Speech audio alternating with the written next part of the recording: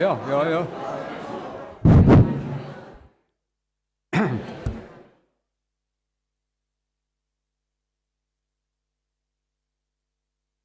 Time is running.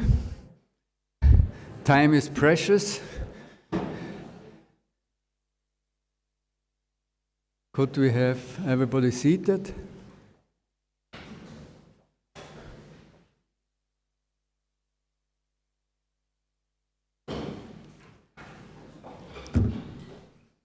Expectant silence.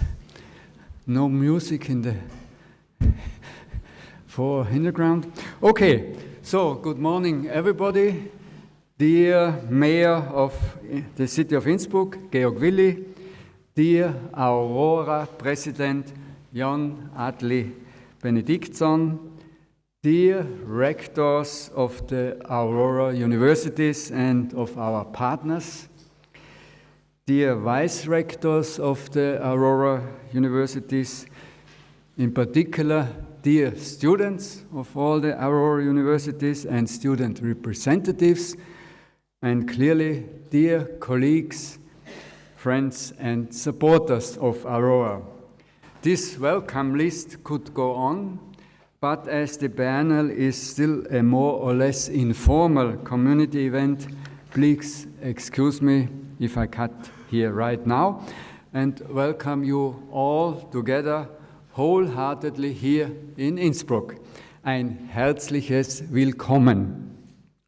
As most of you were attending yesterday's reception at the Hofburg Imperial Palace in the Riesensaal, we already had a chance, and I think everybody took this chance to share the first stories, the direct impressions, and exciting expectations among us.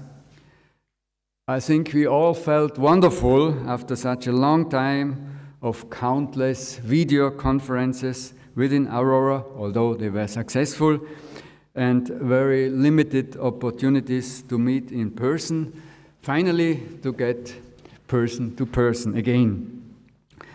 I am under the impression that all of us were longing for this personal exchange, to reconnect, to debate, to discuss, to criticize or to appreciate, to understand each other better, and in the best possible academic way, to work together on the challenges we are facing and come up, hopefully, with better solutions and ideas for the future. This is how Aurora Biannual meetings should ideally proceed. It is about building and expanding on our shared vision of universities that matter. Of universities that hopefully are not ivory towers, but want to make a change, want to make an impact. Universities thus are not satisfied with the status quo.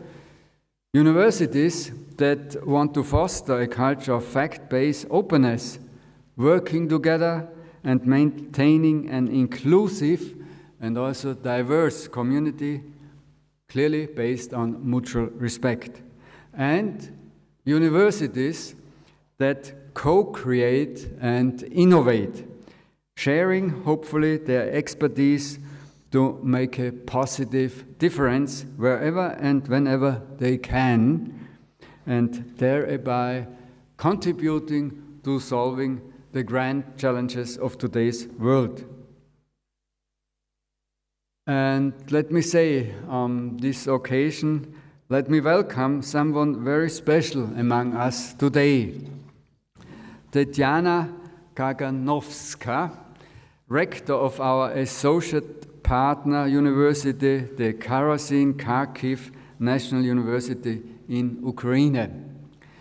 Tatiana Kaganovska has made the tremendous and also dangerous effort to join us today at times when her university and her city and her country is under a massive attack and facing existential threats. I can only applaud to your courage, and I already mentioned this yesterday evening, yeah?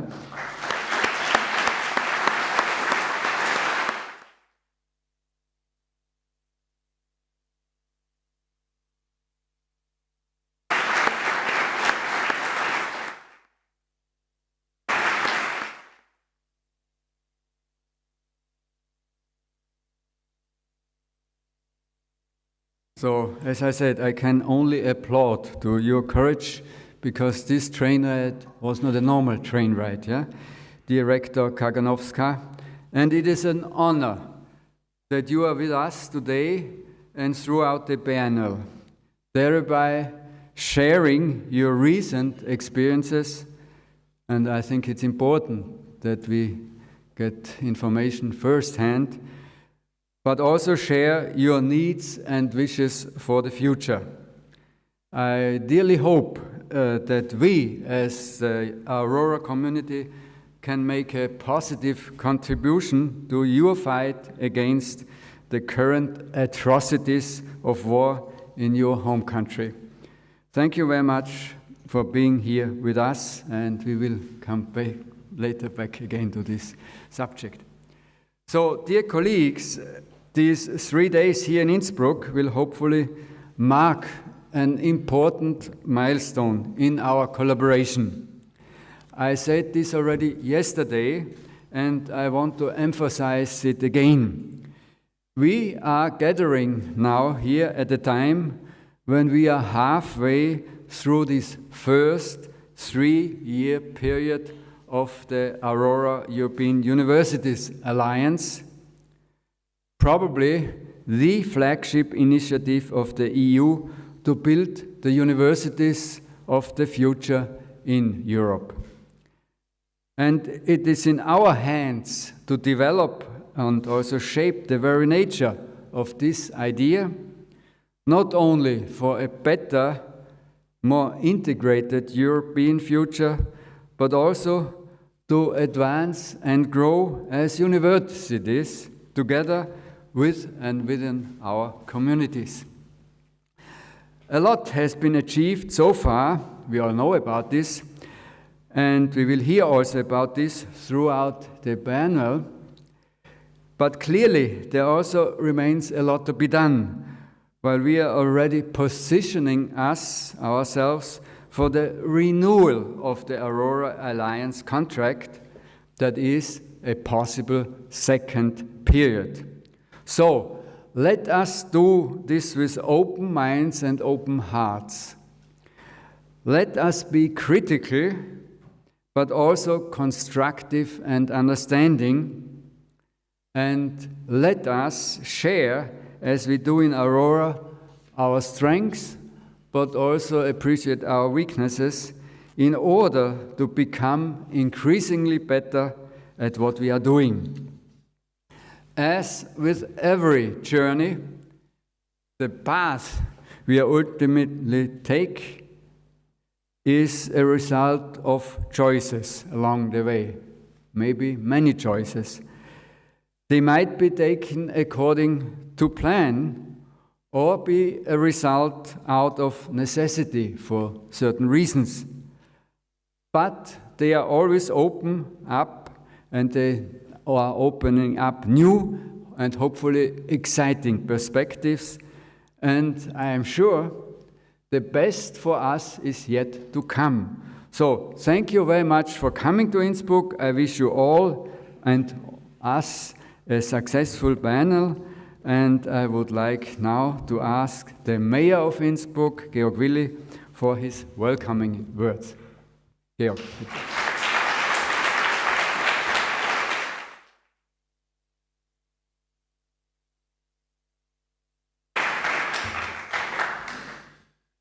Your Excellencies, President of Aurora, Rector Benediktsson and Rector Mack, dear representatives of the Aurora European University Alliance, distinguished professors and students alike.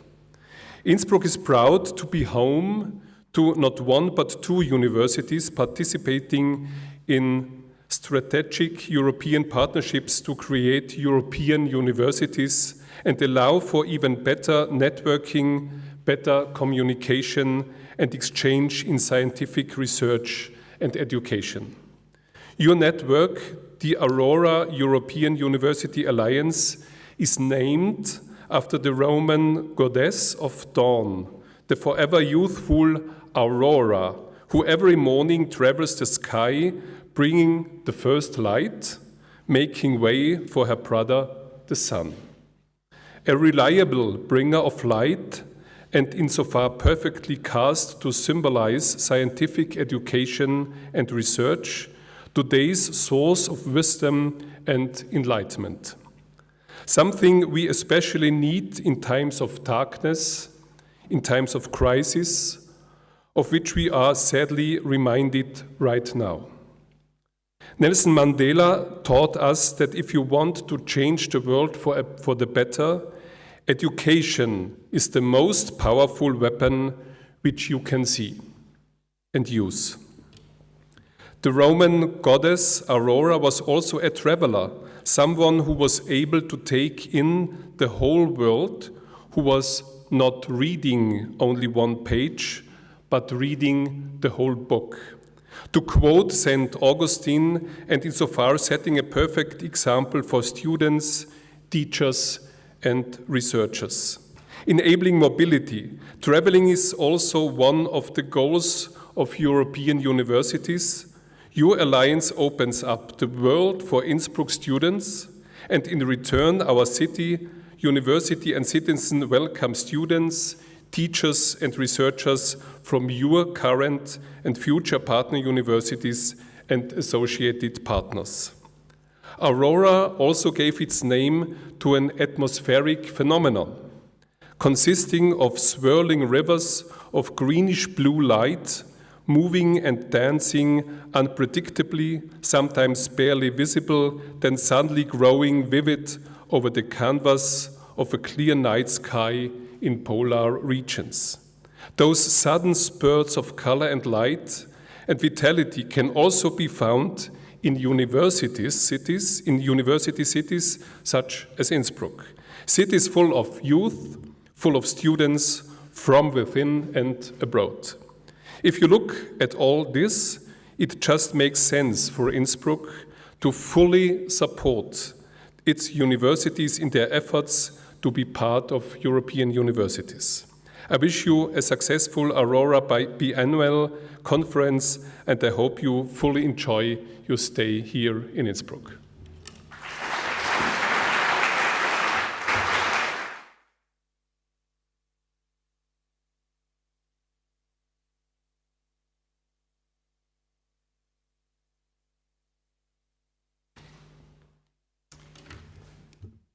Dear academic students, colleagues, and friends, as President of Aurora, I would like to start to thank Mayor Willy for his excellent welcome here to the city of Innsbruck and for being with us here today. Aurora emphasizes the importance of active collaboration between universities and local governments and authorities, and your presence here and support to the University of Innsbruck is a wonderful testament to that. So thank you very much. I would also like to thank the University of Innsbruck and Professor Rector Tillman for his wonderful and for the wonderful organization we are seeing here. Tilman Merck and Thomas Baumgartner and everybody, we are very impressed seeing the program, what you have been developing, and I'm sure this will be an outstanding conference. I'm very grateful that we are finally having a physical biannual here in Aurora without any restrictions and a record number of participants. And that shows that we need to get together to interact physically.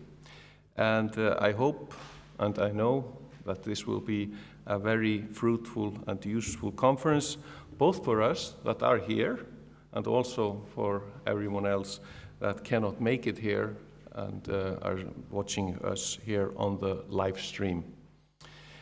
I think we all can agree that these past 2 years have been challenging for all of us. These challenging times have highlighted more than ever how crucial international cooperation is to overcome major challenges. It has also highlighted how important it is that the support of each other and reach to each other when we need significant support. And people have really been offering help.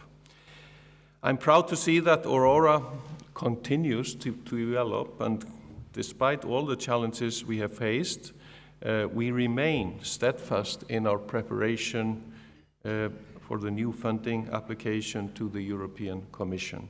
And as Professor Tilman Mark has already indicated, both yesterday and today, things are going well, and here we are meeting to make them go even better. It is important we use our time here well to further align our priorities and strategies so that the new proposal reflects our shared ambitions, and I'm very excited to see what the future holds for Aurora. While this year has marked a return to normality after the pandemic, it has also been horrific for the people of Ukraine. Democracy, peace, and human rights are under attack in Ukraine, and Europe must stand united together to push against the Russian government any way we can. I think I speak for everyone when I say that I deeply admire the strength and resilience of the Ukrainian people and our colleagues at the Kharkiv National University. I hope the day where they will not need to endure the war is much closer than we fear. I'm very grateful for the wonderful initiatives that have been undertaken in Aurora to support our associate partners and friends at Kharkiv National University. You will soon hear about them from the task leaders of the Aurora Capacity Development Support Program. But first, it is my honor to soon, I would say, give the floor to Dr. Tetiana Kaganovska, President of the Kharkiv National University. She has shown incredible strength and leadership during the tragic time, and I deeply admire the commitment to continue the operations of the university as much as possible, despite the destruction and challenging circumstances she and her colleagues have had to endure.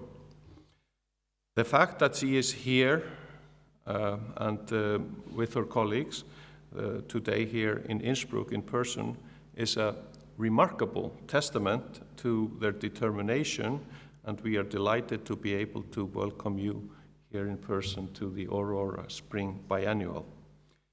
I look forward to strengthening the ties between our institutions and to continue to collaborate together towards a more sustainable, peaceful and democratic Europe and an even stronger Kharkiv University. Now we will have a short video and then I will welcome you to the podium. So the video now.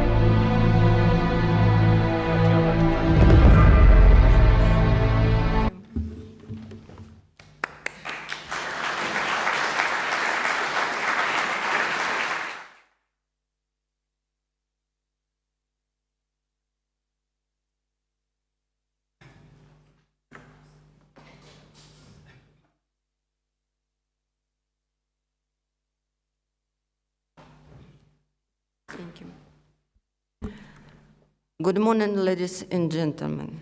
It's my pleasure to be here at the open plenary, this meeting of Aurora Spring Biannual at the beautiful venue of our renowned university. I'm excited that Karazin-Kharkiv National University has become part of great transnational team as an associate partner of the Aurora Erasmus Alliance program that has set the ambitious task of bringing a radical change to higher education in Ukraine. The realization of our plans was disrupted on 24th of February, when a cruel war was unleashed by Russia against Ukraine. On that day, our life changed dramatically. Evil has come to our homes. Our city are on fire. Our child are in tears. And our hearts are filled with pain and anger. Today, sorry.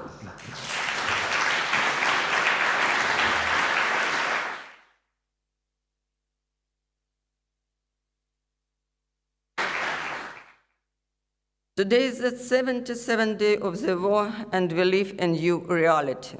Reality with the darkest suffering, reality in the present continuous, air sirens swelling, permanent shelling and bombing, non-stop reading the news of all over the country.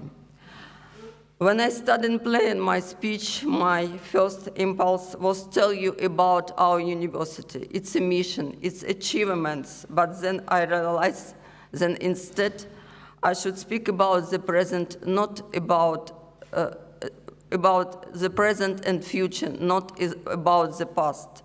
It is now that the destiny of our country is decided.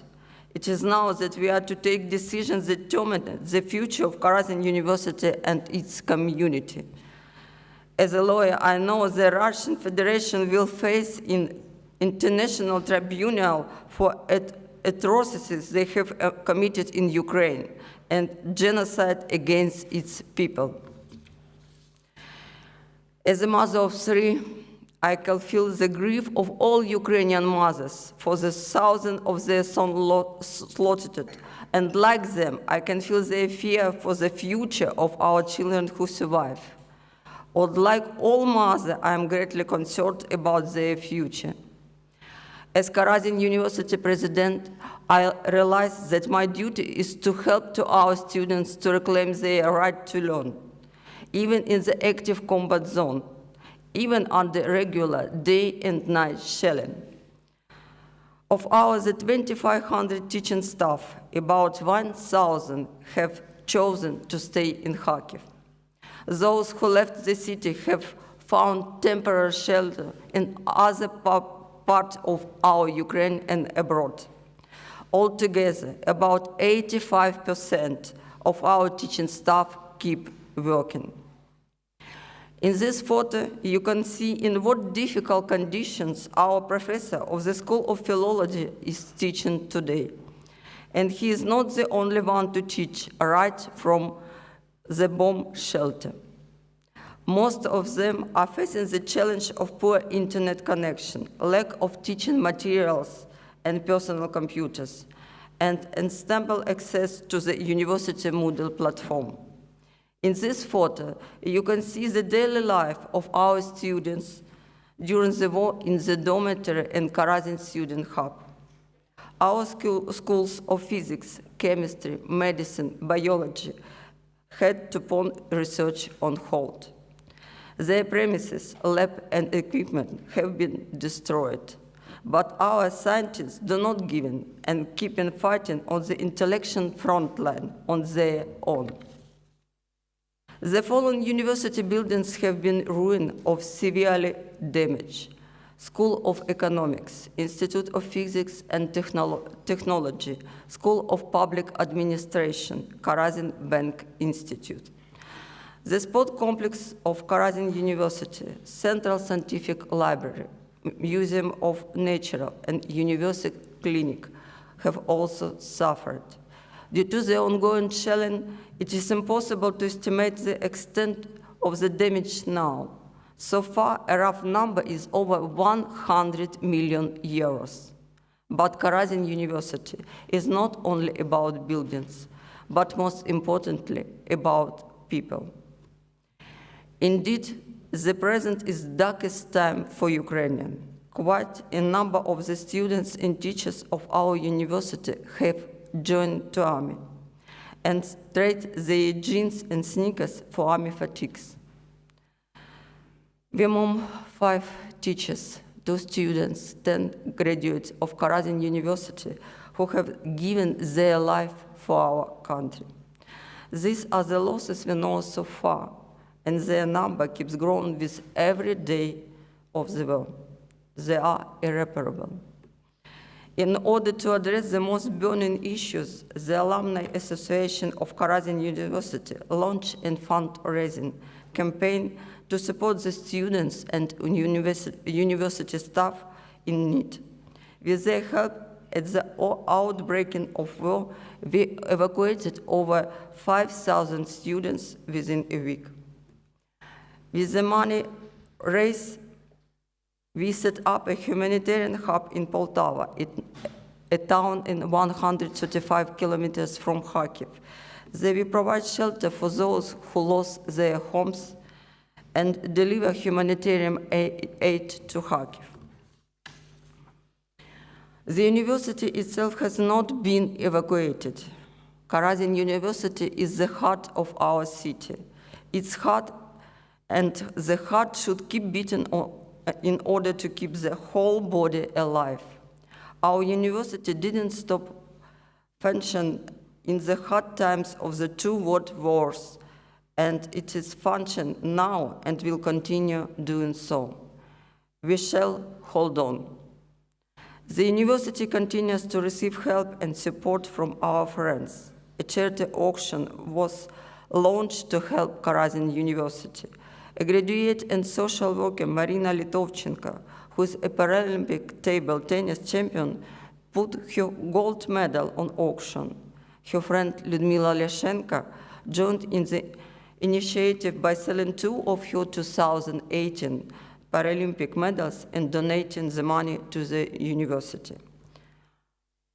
On behalf of Karazin Kharkiv National University, I would like to express my deepest gratitude for the invitation on this meeting and extend sincere thanks to you for your support and readiness to help.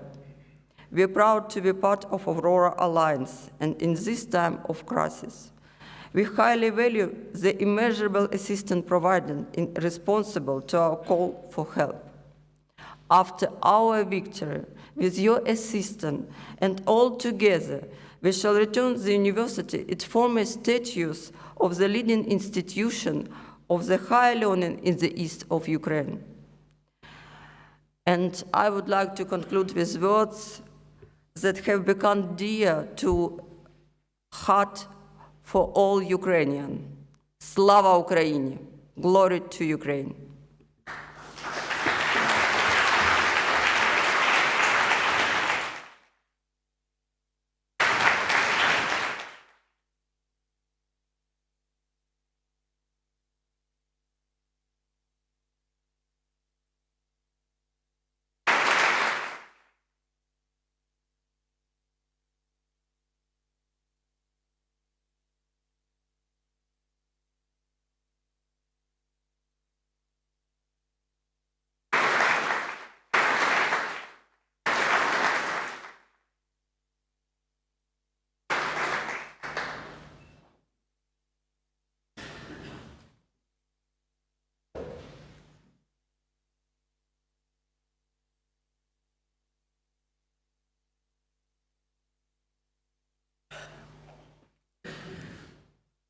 Good morning, ladies and gentlemen, dear friends of Aurora. My name is Dr. Selma Porobic. I act as institutional coordinator for Palatsky University in Olomouc. Palacký University in Olomouc is leading the activity in Aurora that is called Capacity Development Support Program. And it is through this program that we were able to act very quickly and provide support that is needed to our associated partner, Karasin-Kharkiv National University in Ukraine. I feel very humbled and very proud to speak after Rector Tatiana Keganovska today and to provide you with the information how we were able to put together support that is needed in these most difficult times that university and people of Ukraine are going through. I will start by telling you a little bit about our capacity development support program. You can see on the map of Aurora Alliance that we have joined 4 joint associated partner universities. And Aurora Alliance is special in this way because it has geopolitical focus on bridging the gap between West and East and helping integration of Europe through higher education by focusing on the universities in Central Eastern Europe. And you can see on the map that we have 4 associated partners, 2 of which are in Europe member states, Slovakia and Bulgaria, 1 in Europe accession state, North Macedonia, and 1 in Ukraine as a neighboring country. Our program was about partnering up with associated member universities in Central Eastern Europe to help provide capacity to build academic excellence and societal relevance. And the topics that are at core of our collaboration in Aurora were also topics that we worked on together with our associated partners. We provided trainings in 5 of very important Aurora collaboration topics in innovating pedagogy in higher education, such as COIL, virtual mobility. We also focused on third mission of universities and provided training in co-creation, service learning, also social entrepreneurship and inclusion and diversity. Associated partners, due to Erasmus rules for European universities, collaborate with Aurora member universities by bringing in their own funding. So one of the targets in this collaboration was to develop at least 6 joint projects together with external funding. We have so far in this 1.5 years exceeded these expectations, and thanks to mini grants that were developed at Palacký University, we have already implemented 17 projects, and there is 1 on the way thanks to VU Amsterdam and mini grants that were also developed to support this endeavor. So we have worked together very successful, I would say, in this 1.5 years towards reaching the targets of this capacity development support program. In addition, we are trying to build a network of 30 universities in Central Eastern Europe with these outreach programs. You can see our 4 associated partner members here in this slide. They are also becoming so-called regional hubs and providing training to other universities that are gradually joining our network. This changed dramatically end of the February, beginning of March, when the invasion and aggression on Ukraine started. Our colleagues at Kharkiv National University were immediately exposed to the aggression and to the war, and our entire capacity development support program changed its purpose at that moment. Now, I would like to provide you with the overview of 4 core activities that were added to our capacity program that was initially targeting academic excellence, as I said, and societal relevance. Yesterday we discussed during the ICES workshop, our presence enabled us through the capacity development program to be able to act very quickly in these very difficult moments for our partner university at Karazin and to work together to identify their immediate needs. So we started, first of all, with saving lives. It was very important to us that two of our Aurora contact points, our colleagues, head of international office and deputy head of international office, are brought to safety, that we make sure that they are safely sheltered and protected from war. So early on, very early on, when the war started, we were involving ourselves in very intense communication with our two colleagues.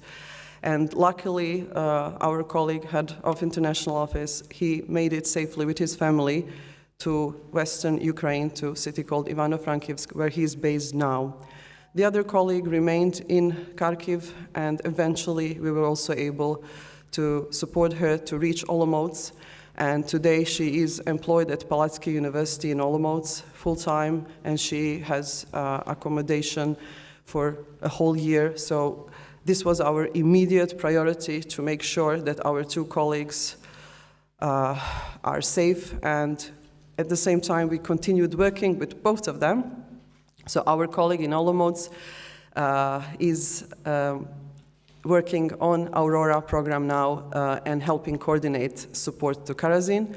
And colleague in Ukraine is also in a constant communication with us online. Together, we worked out the action plan that you can see here, support action plan, which looks into 3 phases of support that we would like to provide to Karazin. This immediate phase, emergency support, humanitarian aid, mid-term support, which is recovery support, and then the long-term support, which is development support. We have started a fundraising. We opened a donation fund under the Aurora network, and we started fundraising together towards targeting these immediate needs that were identified with our close colleagues from International Office in Karazin. So on the next slide, I would like to show you some of the results of working together, setting up the action plan and donations fund, and involving ourselves in active fundraising over these last 3 weeks or so. So let's say in the last month, this is what we have been able to do together with our colleagues and together with all of you in Aurora who provided support. So besides the relocation of the deputy head of international office, we have also worked towards supporting the online teaching. Rector Tatiana Keganovska mentioned that very early on the decision was taken to not stop the functioning or the core mission of the university, but to continue it as a way of resistance. So the online education was set up, and it started, I think, on 28th of March, if I'm not mistaken. But the staff for teaching online, as you have learned from the presentation now, has been displaced internally, and many of them did not bring their computers, their laptops, and they don't have equipment how to teach, and that enables them actually to provide the online education for the students. So through the fundraising, this targeted fundraising as a part of our immediate support, the humanitarian phase, we were able to collect 51,000 euro, and we were able to transfer the 13,500 for the purchase of the equipment, not just laptops for the staff, but also generators and other support equipment that is needed to pursue the online teaching right now.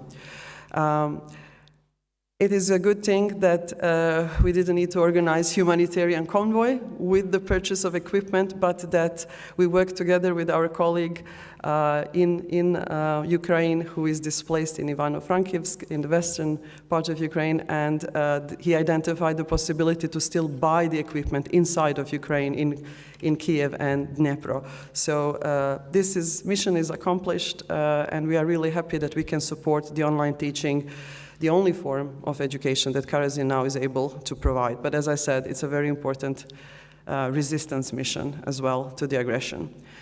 And then we continued with our targeted fundraising, and we were able to fundraise 51,000 euro. In total, in this very short period of time, I'm really thankful to all the Aurora universities for making this donation.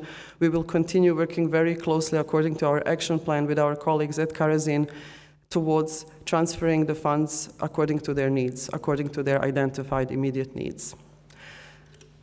And not to forget, each Aurora University has its own, their own schemes how to support Ukrainian students to enroll and to continue their studies as refugees, as well as to support the Ukrainian staff who are now at our Aurora universities.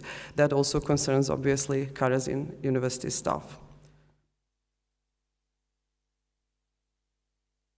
But I would like to end on this note to say that, yes, we've done a lot in the last 3 weeks, but I think we can and we must do more. So I would like to invite you to join us and to continue supporting our colleagues at Karazin Kharkiv University. You can do so by helping us lobby with European Commission, which we are already doing now through the joint forum of all 24 alliances from the second round, but also with the alliances from the first round, so all 41 alliances, towards putting in funding for the associated members already in the next round. We have agreed now in these working sessions on the 4EU2 forum that to reach the global engagements and work with non-EU partners, and especially towards the SDG targets, it is crucial to put in funding for non-EU member associated universities that will work with Aurora, that will work with European University Alliances. You can also involve yourself in peace education. This is a mission that is being in development now with colleagues at East Anglia University. We will have a focused workshop on providing peace education in this early phase under the pilot domain Cultural Identity and Diversity in Aurora. Peace education is a part of my academic work. My work, besides being an institutional coordinator, is in humanitarian studies and development studies, and I've been a big proponent of peace building, humanitarian and development work going hand in hand and being interdependent. So we would like to start working on peace education, which is a very important part of pedagogy of remembrance and working towards overcoming the binary positions such as victim and perpetrator in situations of conflicts and collective traumas. So I invite you as scholars to join us. You can approach me during the biennial and we can discuss this. And also my colleague Spiros Temelis, I don't know if he's here today. He's over there waving, yes. So we're working on this together. Feel free to approach us if you would like to involve yourselves in this activity of Aurora. And yes, come and share with us your ideas how to support students and staff of Karazin University. Do so during the biennial. You can already go to the CDS meeting in seminar room 2, 11 o'clock today, where our colleague Olena Mashinitsova, deputy head of Karazin Kharkiv University's international office, will give you more detailed information about needs assessment that we've been doing together for the next phase of supporting Karazin University. And of course, feel free to join in and contact both me and my two colleagues, Sabina Di Prima, she sits over there, and Teresa Kaluskova, who is there as well. We work together as a CDS task team, and feel free to approach us during the biennial should you want to involve yourselves and support our colleagues at Karazin University. Thank you very much. I would like to end by saying that you can find all the information, including our action plan with the details, on Aurora official website, brand new website, and also on Palatsky University's website. And now I think I would like to invite Aurora President Jon Atli to hand over the fundraising check that we have been able to prepare for this occasion to President Tatiana Kaganovska. Thank you very much.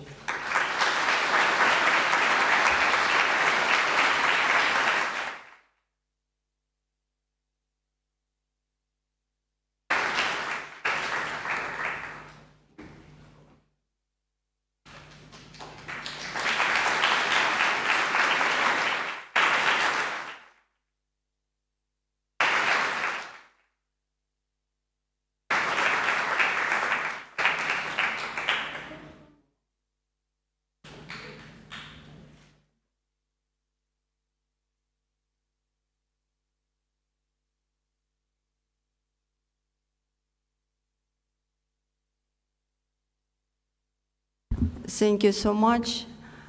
We really appreciate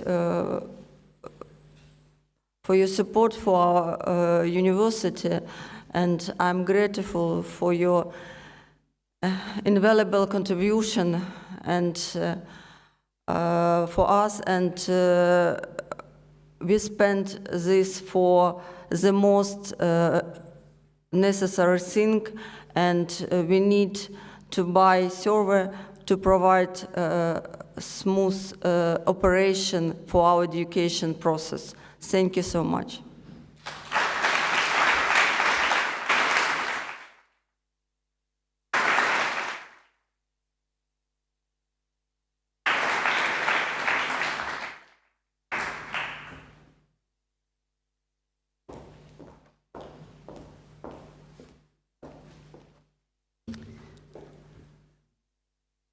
It is not an easy task to transition then, but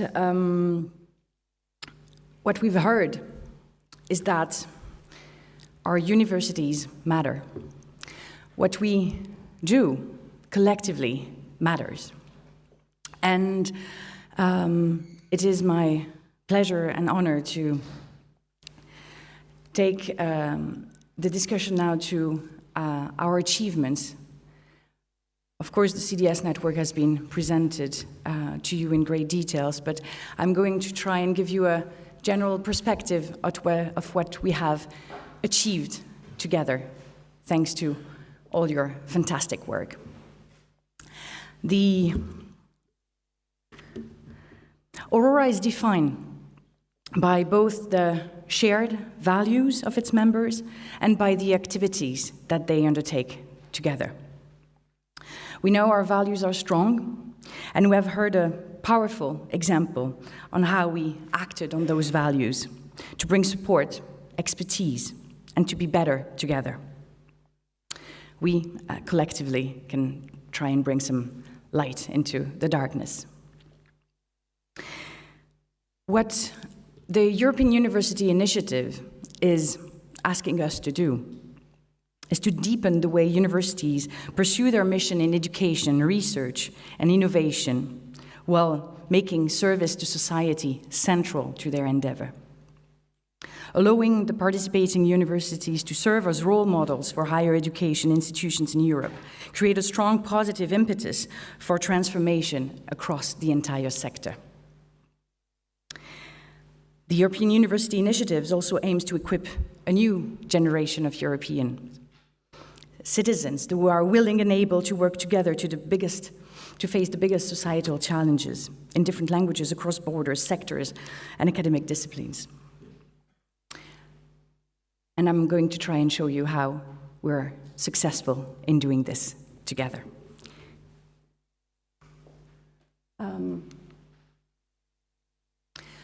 I'm going to, in view of time, try and be short, but show you a bit how we're doing on our deliverables, all 160 of them. But don't worry, I won't go into detail. We would need 4 hours. But our main achievements, looking at them and celebrating them, our challenges as well, and definitely our way forward.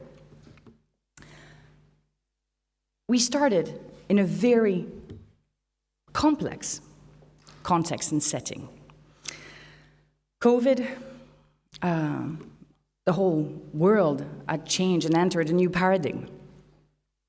We could not travel, we could not meet each other like we had wanted to do. Our students could not undertake those great discoveries and adventures in our different universities. Some of us got sick several times. And then also we had Brexit, changing considerably also the reality for our partners and East Anglia and of course beyond. Now, war is in Europe, and it is influencing a lot of our activities and perspectives and our confidence also in what we're doing. And we had an ambitious program. We have an ambitious program. 160 deliverables is just for the first half, actually. And in the last fall, we took an honest look at our progress, and we decided that some changes needed to be made. We had to react also to the challenges and to readapt in the way we were thinking and doing and enabling our changes. The leadership took those decisions. Some of our processes and capacity at central and local level were changed. And now, today, it's the midterm time to evaluate our program. And so, out of those 160 deliverables, in all that difficult context, in this extremely ambitious program, and quite fragmented one, to be honest, as well, with those difficult, complex deliverables, how many do you think we have achieved? Raise your hand if you think we achieved 30%. 40? You believe in us, I like that. 50? Yes, starting. 60? Actually, 72%. Yes.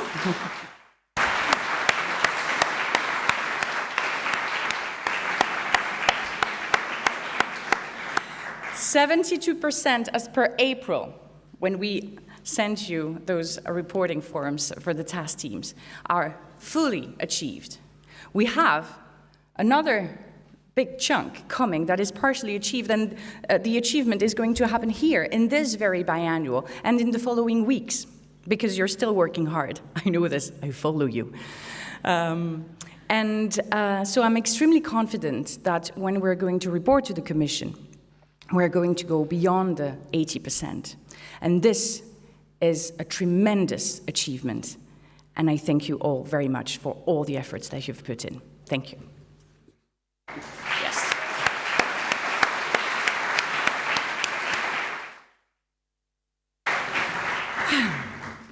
And beyond the technicalities, what does that mean?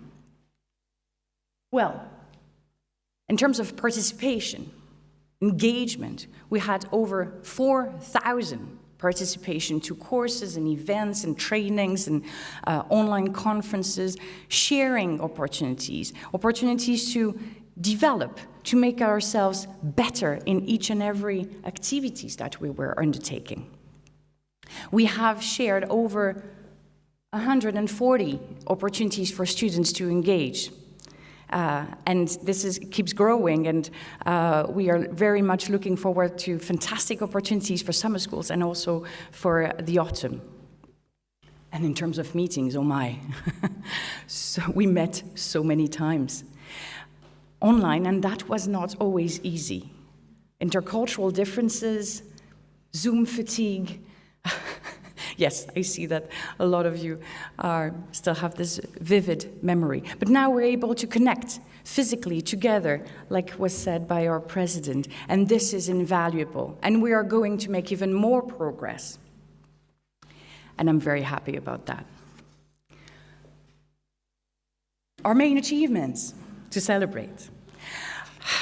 It would be very, very long to list all of them. But first, I'm going to highlight some of the achievements that are going to be happening right in front of your eyes here at this biannual. The signature of the letter of intent for a very ambitious, innovative Masters in Digital Citizenship. And we have our colleagues here.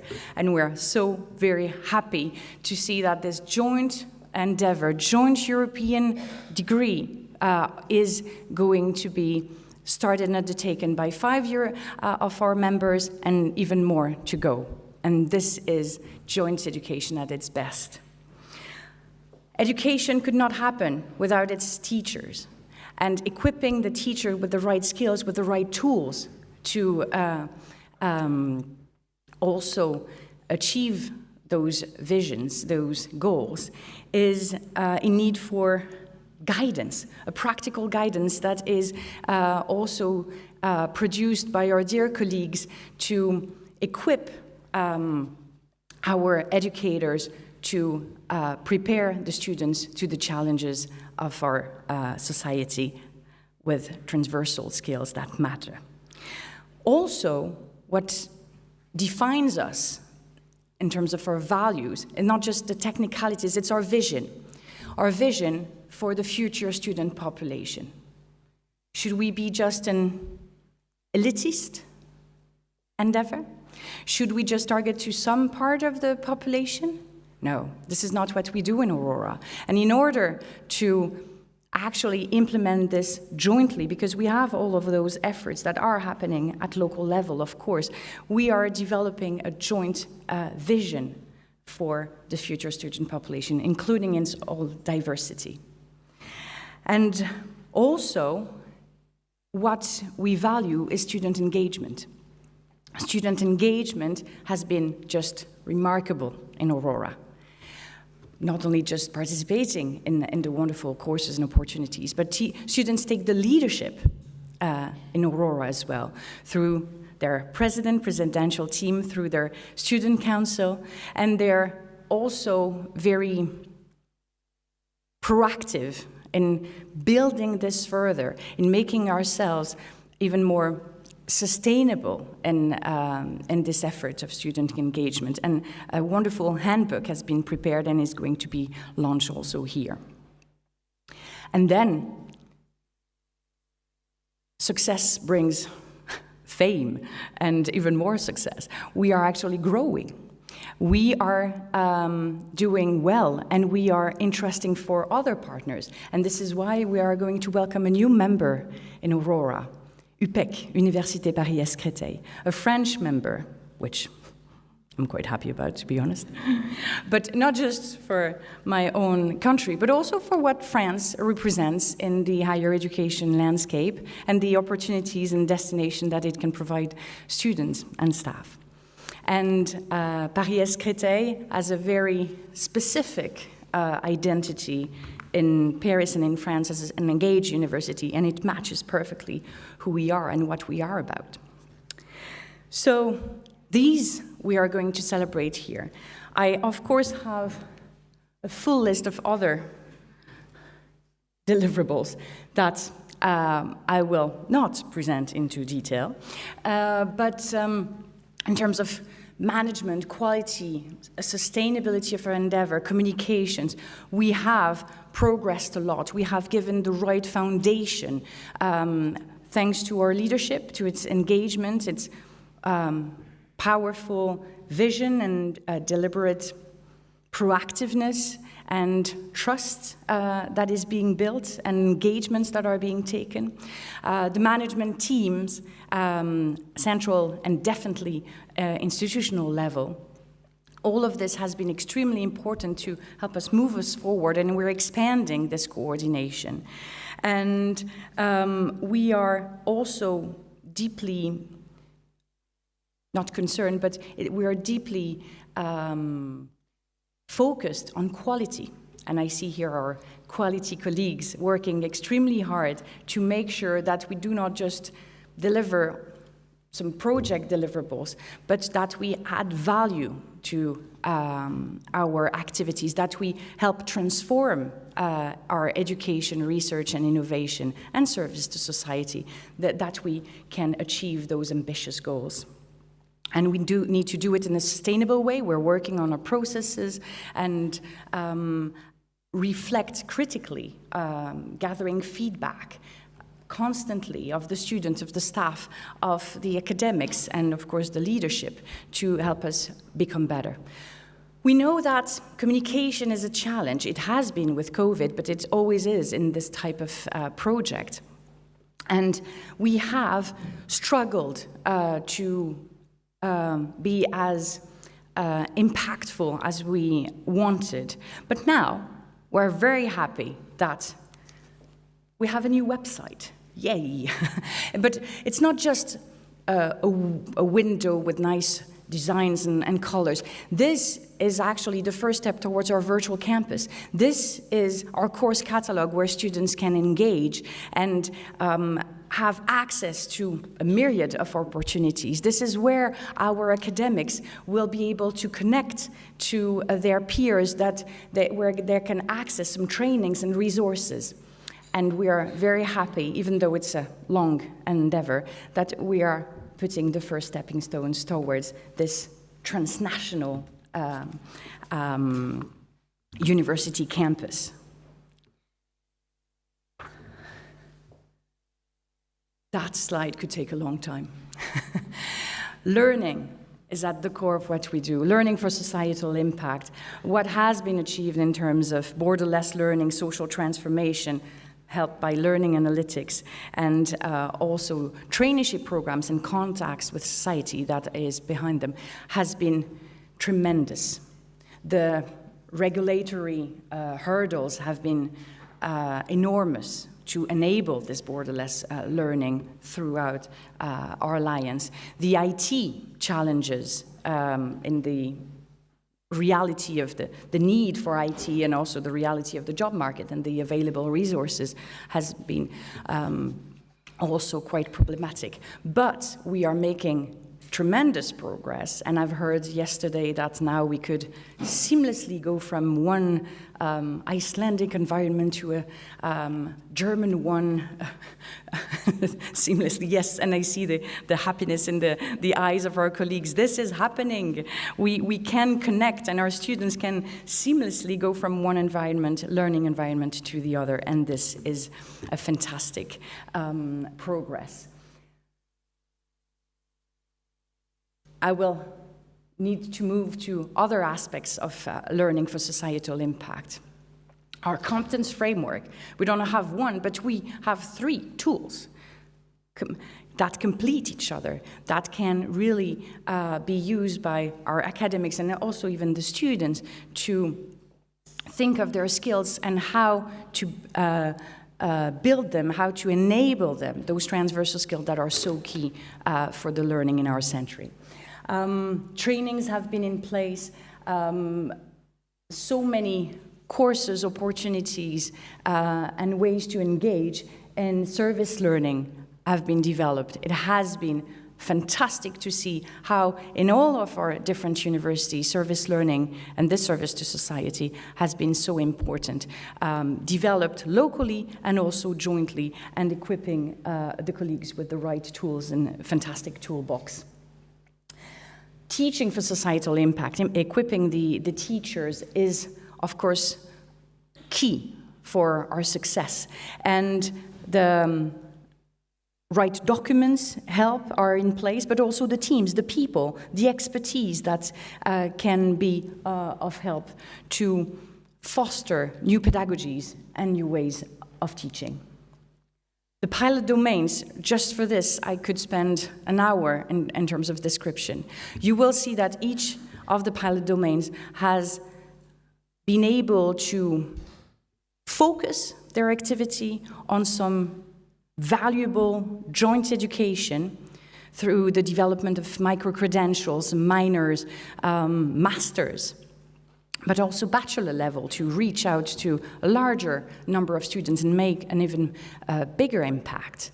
All of our teams have worked so hard to actually provide this joint education and we're extremely happy and excited to see those developments come. Engaging communities with co-creation, academic platforms, capacity development support that we've heard, but also student engagement. This has been also a cornerstone of our activities, just providing the connections, the supports, the right expertise being developed in other work packages to influence our communities and beyond. In terms of sustainability, we have said that we wanted to be pioneers. We have said that we wanted to look at our activities through the lens of our impacts of the SDGs and how we were servicing this. It has been a complicated effort. The sheer number of data that we've had to manage. Actually, I just learned just before this presentation that it's not 600,000 publications that we are dealing with, but 750, I think, 1,000, yes. And our expertise is so important in this domain with the SDG research dashboard that we have made partnerships with Elsevier. That is looking forward to our expertise and what we can bring to their reflection. But we're definitely dedicated to open science, and we have this exciting MOU in collaboration coming up with Open Air. The SDG education dashboard also has been a tremendous effort, and how to connect not just the SDGs, but the teaching methodologies, the approach that is linked with them, and how to embed this with our course catalog. SDG education you've seen in the sustainability pilot domain as well, and their success and the success of the colleagues leading this in Innsbruck is absolutely tremendous. And Sustainable Campus Action Plan, this is a discussion that we're going to have here at this biannual. We want to be sustainable, but how exactly? Carbon footprint, how do we deal with this? At local level and collectively? This is still to come. The institutional perspective. I've had so many of you coming to me saying, my regulatory bodies make me feel like this cat. And I've been told to never think outside the box. And I know it has been a challenge. I know you've had to overcome many hurdles, but I know as well that it is starting to pay off. Colleagues are telling me that they are not, when they enter a room, people are not escaping anymore. Oh no, it's the Aurora person again. Now they are actually being contacted and people are coming to them to engage even more, to go further and engage even better. We have many challenges. And I could spend some time listing them, but not only do we don't have the time, but let's keep the positive spirit as well. And think of our way forward. Our way forward is a bit like this. It's not one fantastic, typical athlete and swimmer going right for one goal. No, it's a collective endeavor. It might look messy. It might look a bit daunting, but we're going together in the same direction. Yes, we're taking sometimes different routes. Yes, we have big waves going our way, but still, we're making progress. And for us to make progress, we need to continue to meet, connect, share, become better together. We need to have different strategies that need to be in place for this next half of the project, and also to go beyond, like was presented by our rectors today. But we are actively preparing for this next phase already here and now. And with what you have provided, with your work, your energy, your talent, your enthusiasm, and your tolerance of me breathing down your neck, I know we can achieve this together. So, as was said before, the best is yet to come. Thank you.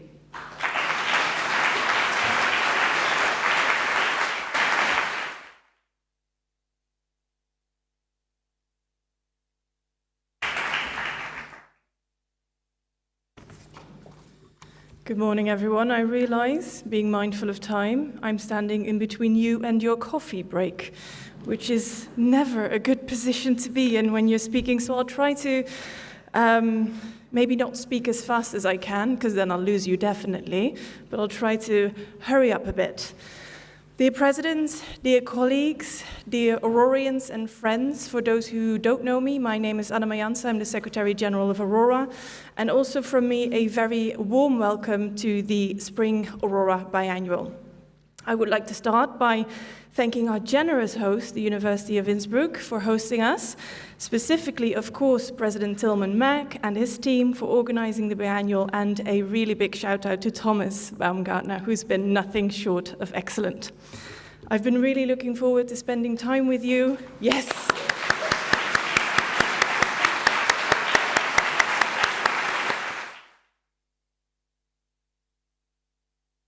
I've been really looking forward to spending time with you and having interesting conversations as part of what is simply an exceptional program here in Innsbruck. Where Sabine gave you an overview of what we've done in the last 18 months and all the fabulous achievements, I'll be talking about the future and talking about sustainability of Aurora and what's to come, and give you a couple of glimpses of what lies on the horizon. But before I do that, I'd like to take a little bit of a moment to talk about the in-between, the midpoint where we are right now. I hope you'll allow me. And in order to do that, I want to make a link and share something a little bit more personal. I promise it's linked to Aurora, a rather nice one, I think, but indulge me. Very few of you know that in addition to my quote-unquote normal career, I am, and here it comes, an aspirational writer. Now, I have to be honest, my writing pen lies at home, nearly dried out, desperately for me to pick it up again and do something with these ideas that just don't seem to let me go. But whether or not I ever, in all seriousness, am able to do so, or this becomes one of those dreams that never really fulfills itself, it's not what I want to talk about. What I can share is that after having written so many first drafts of my stories, is that many writers struggle with the midsection of the book, because we often exactly know how to start and finish. We can visualize it, we can see it, almost taste it. But how to get from A to B is a completely different matter.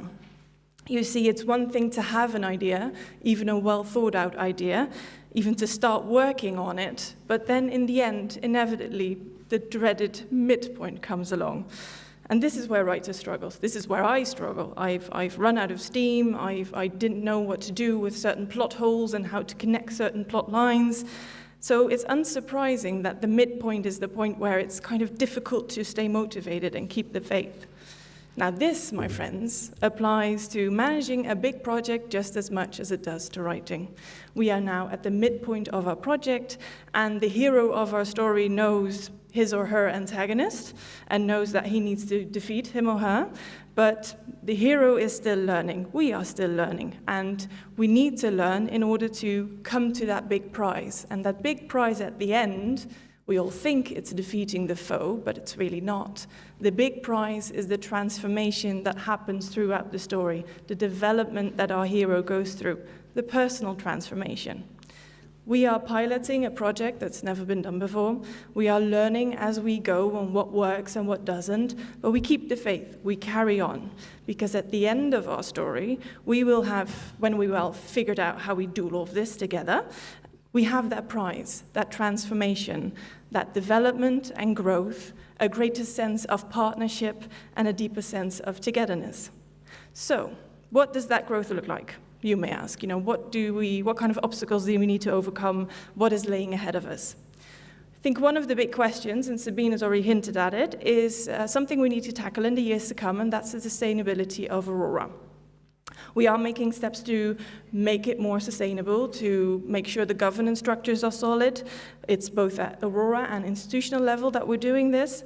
We're also critically reflecting on our management structures to make sure they are fit for purpose, tweaking it where necessary.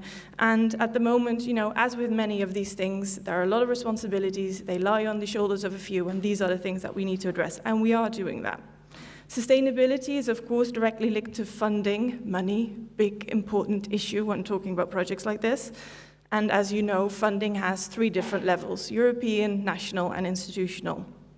On European level, I'm very happy to say that the Commission has announced for the second round of bid that the budget is increased to 14.4 million for alliances of 9. So this, I think, would be a very welcome increase, because our current bid was 5 million funding from the Commission. The second level is national, And while we have some universities in our alliance that have co-funding from national governments, there are some universities that don't. And here there are things we can do, I think, even if it's just to raise awareness at national level with the governments that don't provide that co-funding. We as universities, in the lead up to the next bid, can join together, lobby with our national rectors conferences, for example, at our national governments to say, look, this is really crucial. Why? Because strong alliances will also strengthen their own higher education ecosystems. So there's something to be gained for them. Now, of course, the last level is the institutional level. And another part of that is what we want to do. And this is, I think, also a strategic discussion. At the moment, our current bid has 50% co-funding. And in the months to come, we have to kind of evaluate if that is the right fit for our alliance.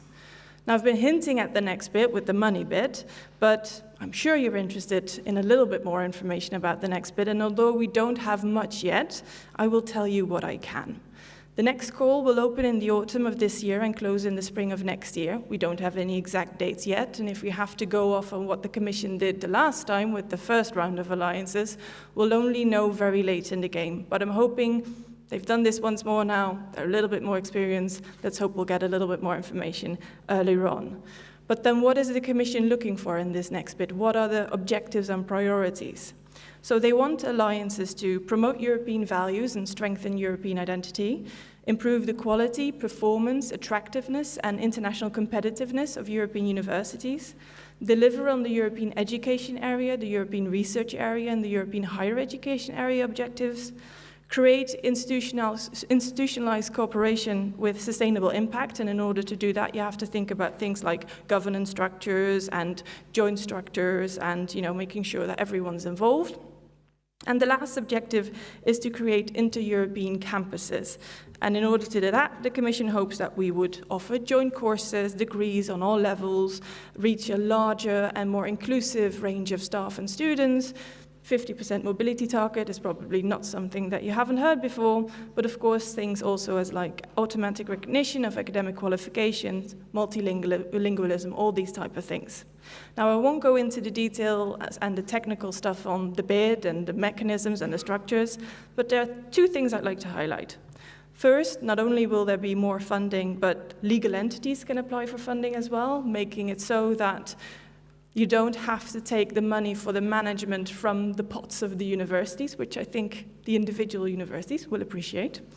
And second is that the Commission is looking to see if they can find ways to help Ukrainian universities in these difficult times. And one of the things they're aiming to do is to see if they can make them full associate partner in terms of the bid, so that in the next round they are recognized as such. And I think it's not official yet. This is still in the pipeline. The Brussels kind of grapevine told me this, but it is, of course, a very positive development.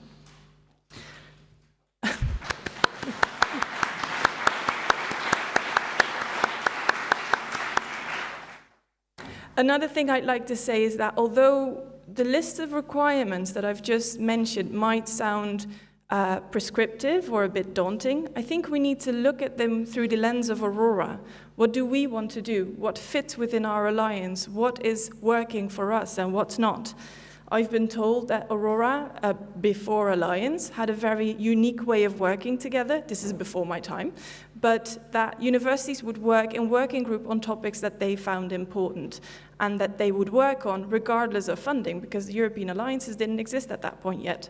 And I think this is really a crucial way towards a long-lasting, sustainable alliance, to keep that in mind, to work on the things that really make us happy. Now, I've talked a great deal about the alliance, but I also want to talk a little bit about the network. Background information for those who need it. Like I said, it was a bit of a European alliance avant la lettre, and I apologize for my very poor French pronunciation, Sabine, I'm sorry. But what happened is that because those activities were absorbed by the alliance, we are now looking at what do we need to do with the network? How do we create that added value for our members in the network? Because the activities are going to change. And I'm happy to say we've worked on this at the central office, and we came up with several ideas, which we will be discussing with all the presidents to make sure it's fine-tuned to everyone's wishes. But I can already roughly share the direction in which we will be going. Brussels advocacy is something that we'll be strengthening. We've been doing that for years, and we've had quite some number of opportunities and successes, and we want to strengthen that. For example, as a result of a collaborative effort with other higher education membership organizations in Brussels, we were able to secure a seat at the table at what they call the ERA Forum. This is the European Research Area Governance Structure. So there, the Commission and the Member States basically decide how they want to implement different actions within the ERA. Now, why is that important, you may ask? Well, because the ERA will decide what the rules of the games are for research collaboration. So it'll decide everything from diversity rules and academic and research mobility and collaboration and talent exchange to knowledge valorization, and the list just goes on and on and on. So it's really good to have a seat at the table there. It's a very successful lobby that we were involved in, and of course to do more of these type of activities, we need to increase what we're doing there. Another thing that's really going to be really important is the European University Strategy that has been published in January by the Commission, and they will also in the coming months be talking about the rollout and an implementation. And why we want to be involved is because it has 4 objectives, and all four of them, and I hope you'll agree with me, are really important to Aurora. The first one is that the European Commission wants to strengthen the dimension of European universities by A, increasing the number of alliances from 41 to 60 in 2 years, B, really pushing for a European common degree, and C, creating this legal status for alliances. Second objective is to strengthen European values in higher education, such as academic independence and diversity and inclusion. The third is our role in green and digital transformations. How do you make sure that the students have the tools to really go into the work and labor market and be able to work on these big issues such as cybersecurity and AI. And the last objective is to strengthen the role of universities outside of the EU on a global scene. So as you can see, this just completely agrees with everything that we want to work on. In particular, I want to hint one more at the very last objective, the strengthening of partnerships across the globe, because that is something that we're keen to develop within the network as well. So that is why I'm also extremely happy and grateful that President Joan Gable of the University of Minnesota has joined us here today, traveling all the way from the US. Thank you for joining us. I will wrap up again. Coffee break, important, and also I can imagine with all the heavy content that's been coming your way and the impactful speech with Rector Tatiana Kavanovska, you must be ready for a break. So if you allow me, I will make a final remark, again linked to my very futile, doomed writing endeavors, but indulge me again. When writing a first book, you are very much piloting the way we are. You can read all the instructional manuals that you want, but in the end you just have to dive in, take a leap of faith, and figure out what works for you. The writer has to find a way to manage to put on the page the idea he's had in a way that people want to read it. We're finding our way. We're piloting. We're testing what works for us, all to write down that works for Aurora. What kind of a transformation? What do we want? The heroes of our Aurora story, the Alliance and the network, may experience some growing pains along the way, but if you may remember from books you've read, the heroes always have that. They have to go through these transformational experiences. They have to put in the hard work because in the end, the reward is a better sense of self, as with us, as with Aurora. So I'd just like to say thank you very much to everyone working so incredibly hard on Aurora. You are an incredible, great team to work with, fantastic people and so dedicated.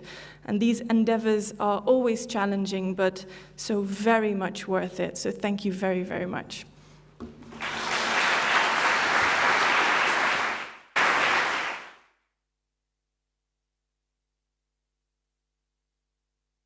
So one final thing before I let you go, we're going to take a picture. So if I could ask everyone to go to the back side of the room and then ask the presidents to stand in front of it, and then everyone else gather around behind it, in between the 2 pillars roughly, and then the photographer will give us instructions. Thank you.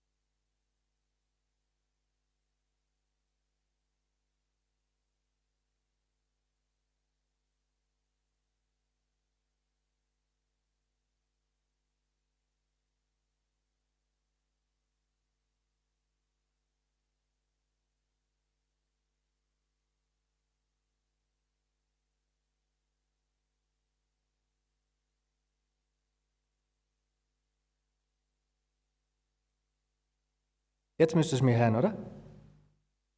Hallo? Also es dauert ja ein bisschen. Ja.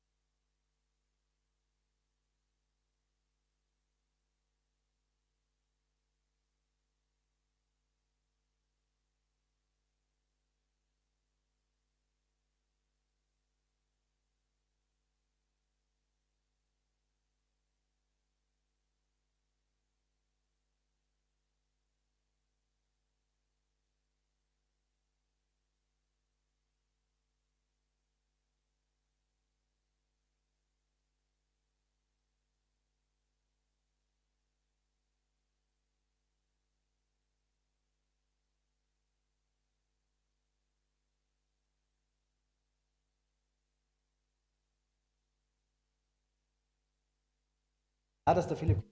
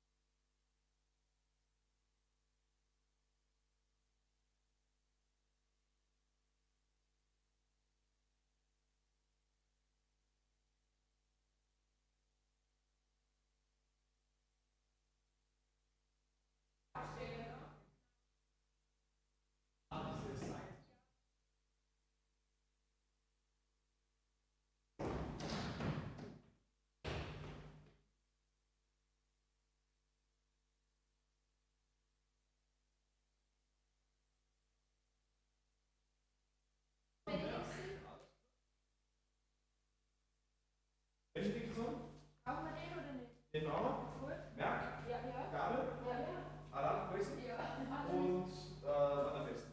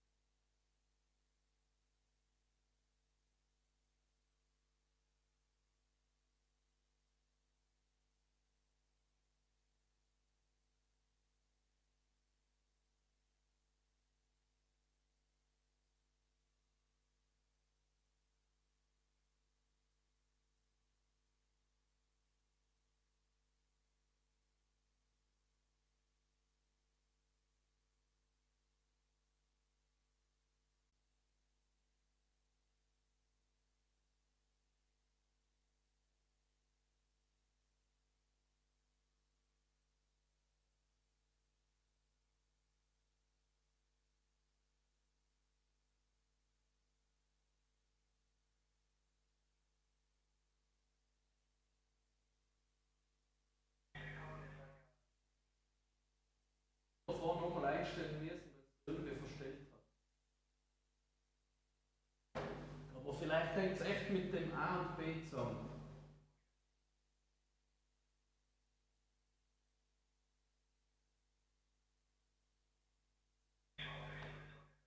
Ja, ja, das ist klar.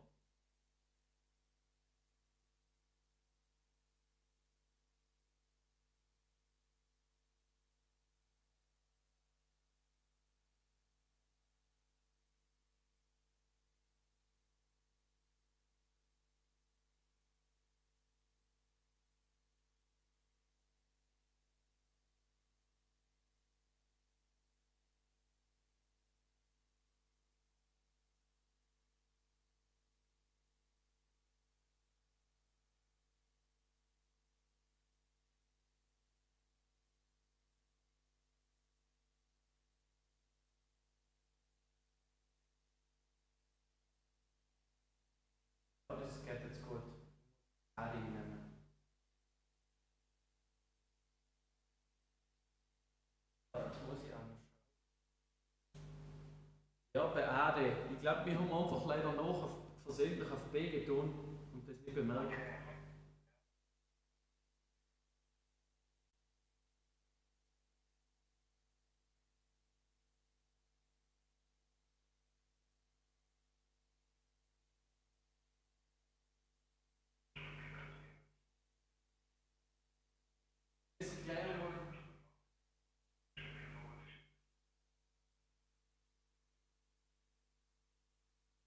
Ja, genau, warte.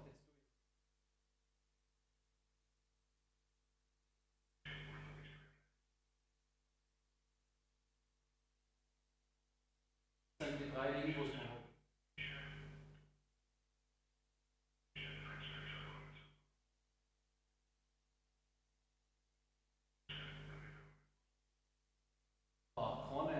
Keine 5 Sekunden.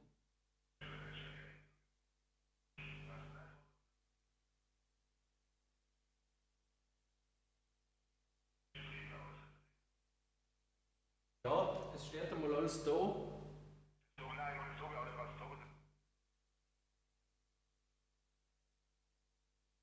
Daniel ist, glaube ich, schon enden, der hat eine Nummer. Das müsste gerade schon laufen, der Schrank heißt dazu. Also, ja genau, also wir sind nachher Dynamik, die schon redet. Weiter. Wir gehen dann dabei in der Rolle so lang und gehen dann wieder zum nächsten. Ja, gewaltig. Ja, nein, sie sind immer durchgegangen mit so Häppchen. Und das war richtig gut. Also sie haben. Ja, also sie sind rote und alles so. Da ist schon ein bisschen ein Ding. Wirklich gut. Doch und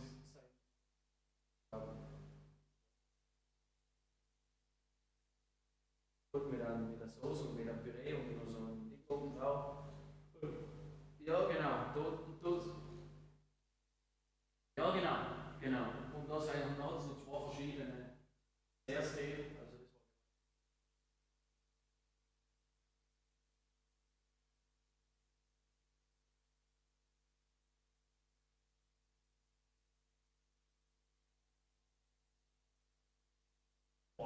das war gesteckt voll.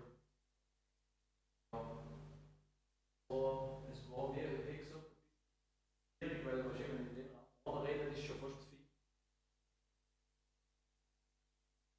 Ja, das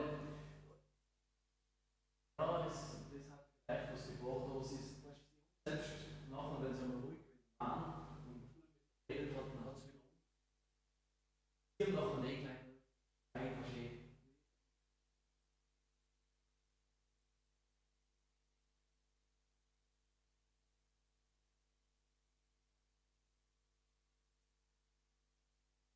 Wirklich, ja, sie haben eine halbe Stunde später angefangen.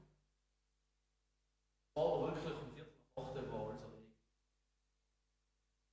Was sie umsagen, was gut für die Musik, das war die Stimme da gespielt.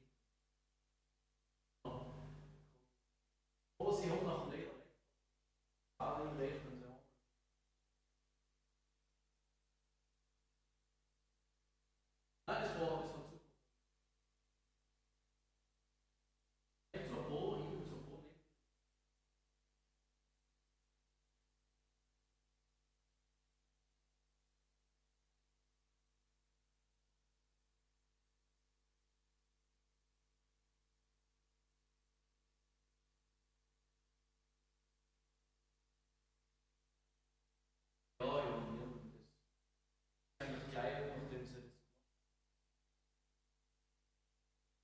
Wir sind eigentlich gleich auch gefahren, um es schnell in die Uni getan und dann wieder zurück.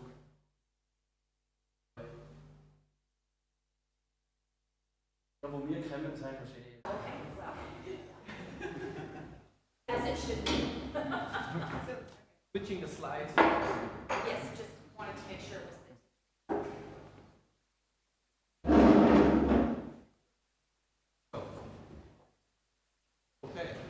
the And how does it work? Takk fyrir, þetta erfitt sko.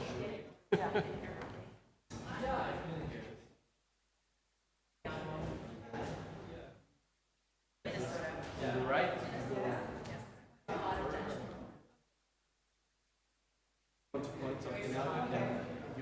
This button here.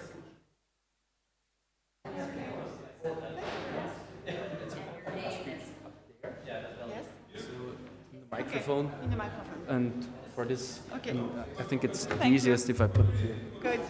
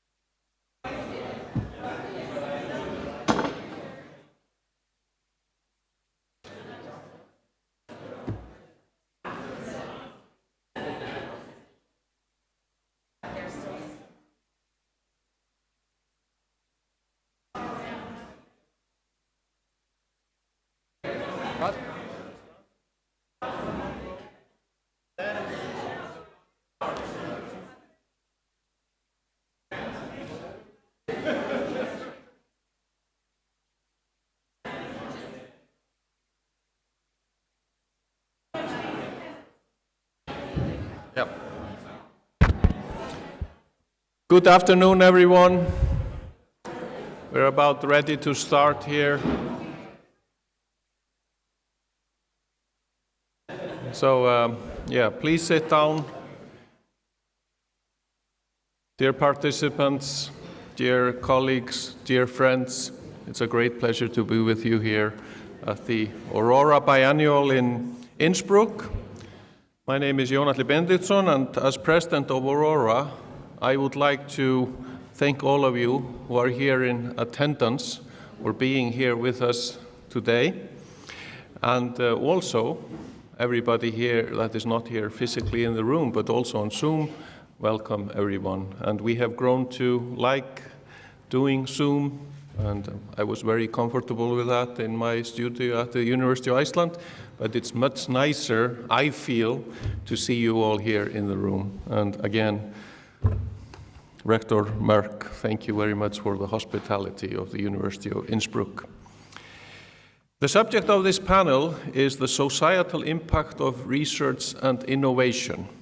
Societal impact has been at the heart of Aurora from the very beginning, and with our Aurora RI project, we reinforce our influence on every aspect of academia.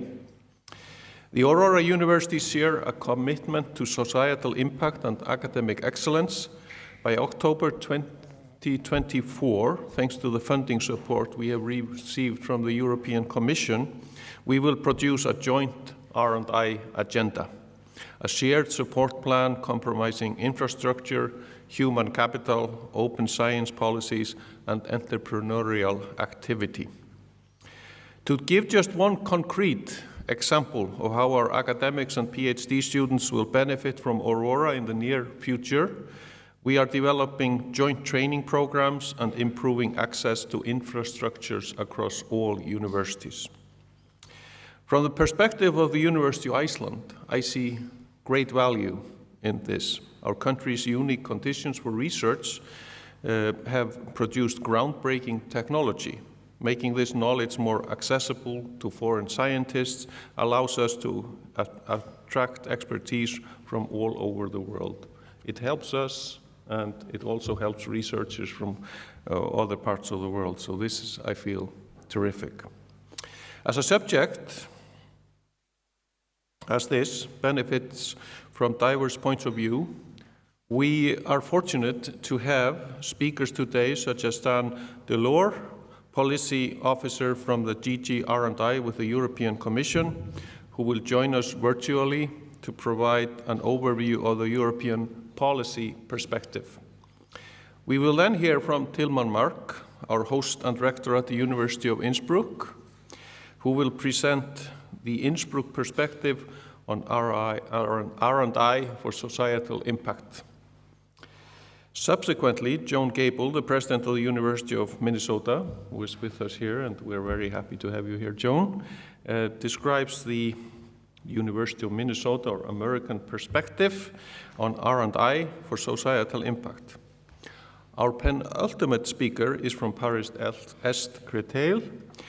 Paris Est has an impressive program on measuring the societal impact of research, and Florence Allard-Poesi is here with us today.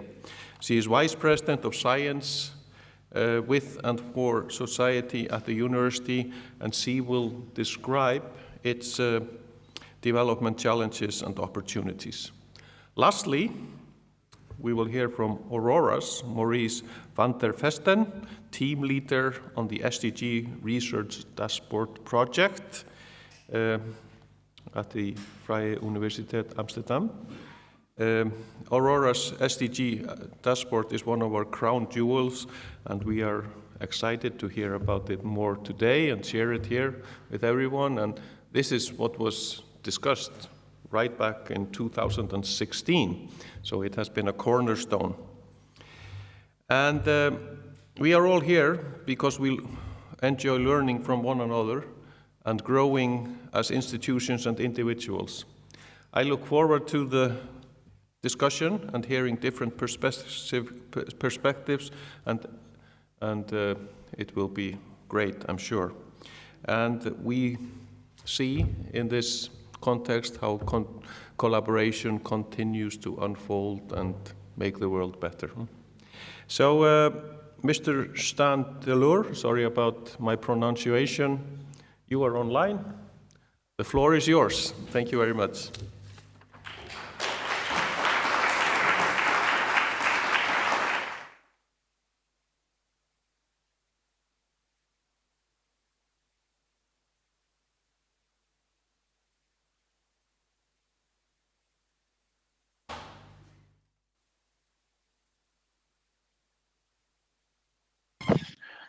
Good afternoon, everyone. Thank you for the introduction. Although I didn't catch it, dear President Benedictson, I will thank you for inviting DG R&I Research Innovation to this conference, your annual conference, and especially also thank you for inviting for maintaining the important topic of creating societal impact high up on the agenda of your organization and the policy makers. Can you please confirm that you see the full screen of my presentation? I take that as a yes. We see it, yeah. Okay, thank you. So very good. So research and innovation are a key part of EU's response to today's challenges, be it the current pandemic, the economic downturn, the energy crisis, climate change, digital transition, and more than ever, we are asked to direct research innovation towards these challenges and to better understand what impact they have on society, on economy, and on science. I will address 3 points in my short introduction. The first is that societal engagement is included in the core of the Union's efforts to create a single market for research and researchers, the so-called European Research Area. The second one is that innovation shapes markets, transforms economies, stimulates step changes in the quality of public services, and is overall indispensable to achieve the objectives of the green and digital transition. And thirdly, because of these needs, the Commission installed a new impact logic for the program Horizon Europe, key impact pathways. Now, I will address both policy levels and the program level in my introduction. Now, last November, the Council, together with the Commission, concluded the Pact for Research and Innovation in Europe. It is a commitment of the Member States to pursue this single market, which we are already pursuing for 20 years, but there's a new dynamic now. This pact includes 10 values and principles, which you see depicted here, and 4 priority areas, as well as there is a better governance, a better coordination between the member states. You see as one of these values and principles are the societal responsibility of researchers, innovators. And why promote societal responsibility? Why societal engagement in science? Of course, because it contributes to excellence. It increases the robustness of outcomes, reduces the time to market of products and services, and social innovations. It increases effectiveness, triggers behavioral changes in institutions and the general public, and it improves the relationship between science and society. It encourages basically that outcomes of research and innovation are more inclusive in nature and less likely to generate opposition. Of course, I'm preaching to the convinced already with this.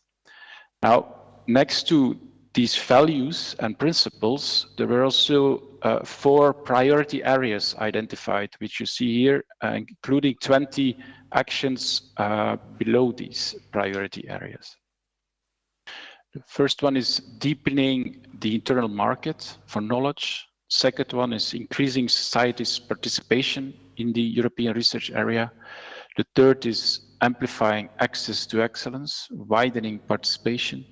And the fourth, and probably the most important, is advancing on concerted investments and reforms of in research and innovation, reforms of research and innovation systems.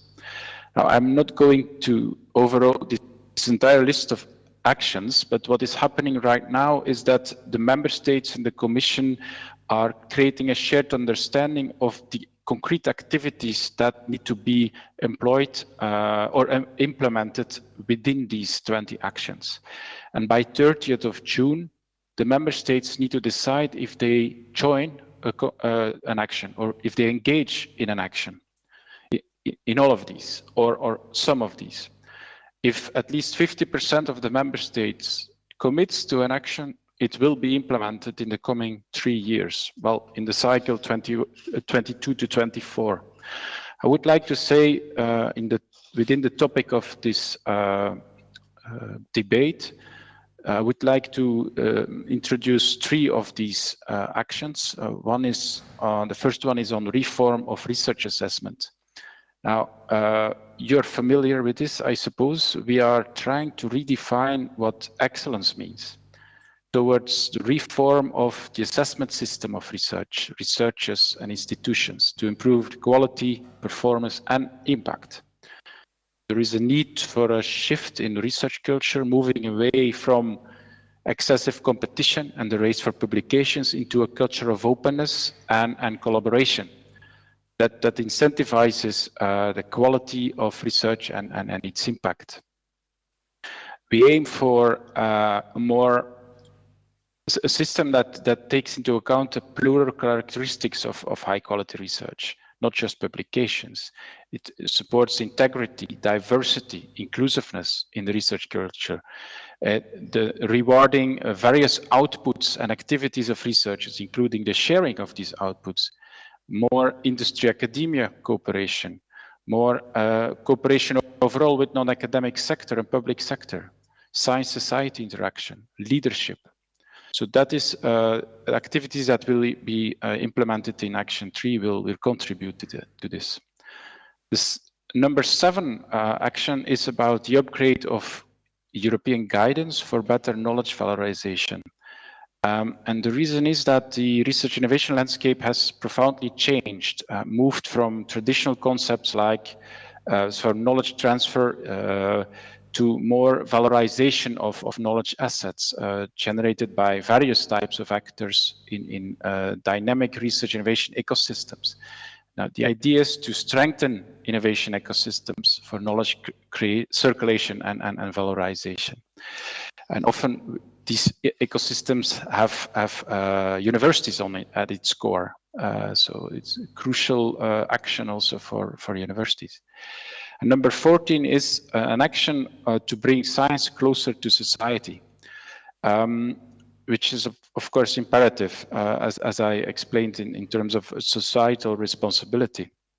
We are proposing to launch actions like the European City for Science, which is this year. It's piloted in Leiden in the Netherlands during the European Year for the Youth. And it's about networking between different European citizens, engaging with citizens on many science activities and science output activities. The idea is also to come up with, or the proposal is to come up with a federated EU science media network to ensure more factual journalistic reporting on science. And finally, and probably most importantly, a coordination mechanism on public engagement practices, including citizen involvement in the scientific process. So the coordination between member states, basically.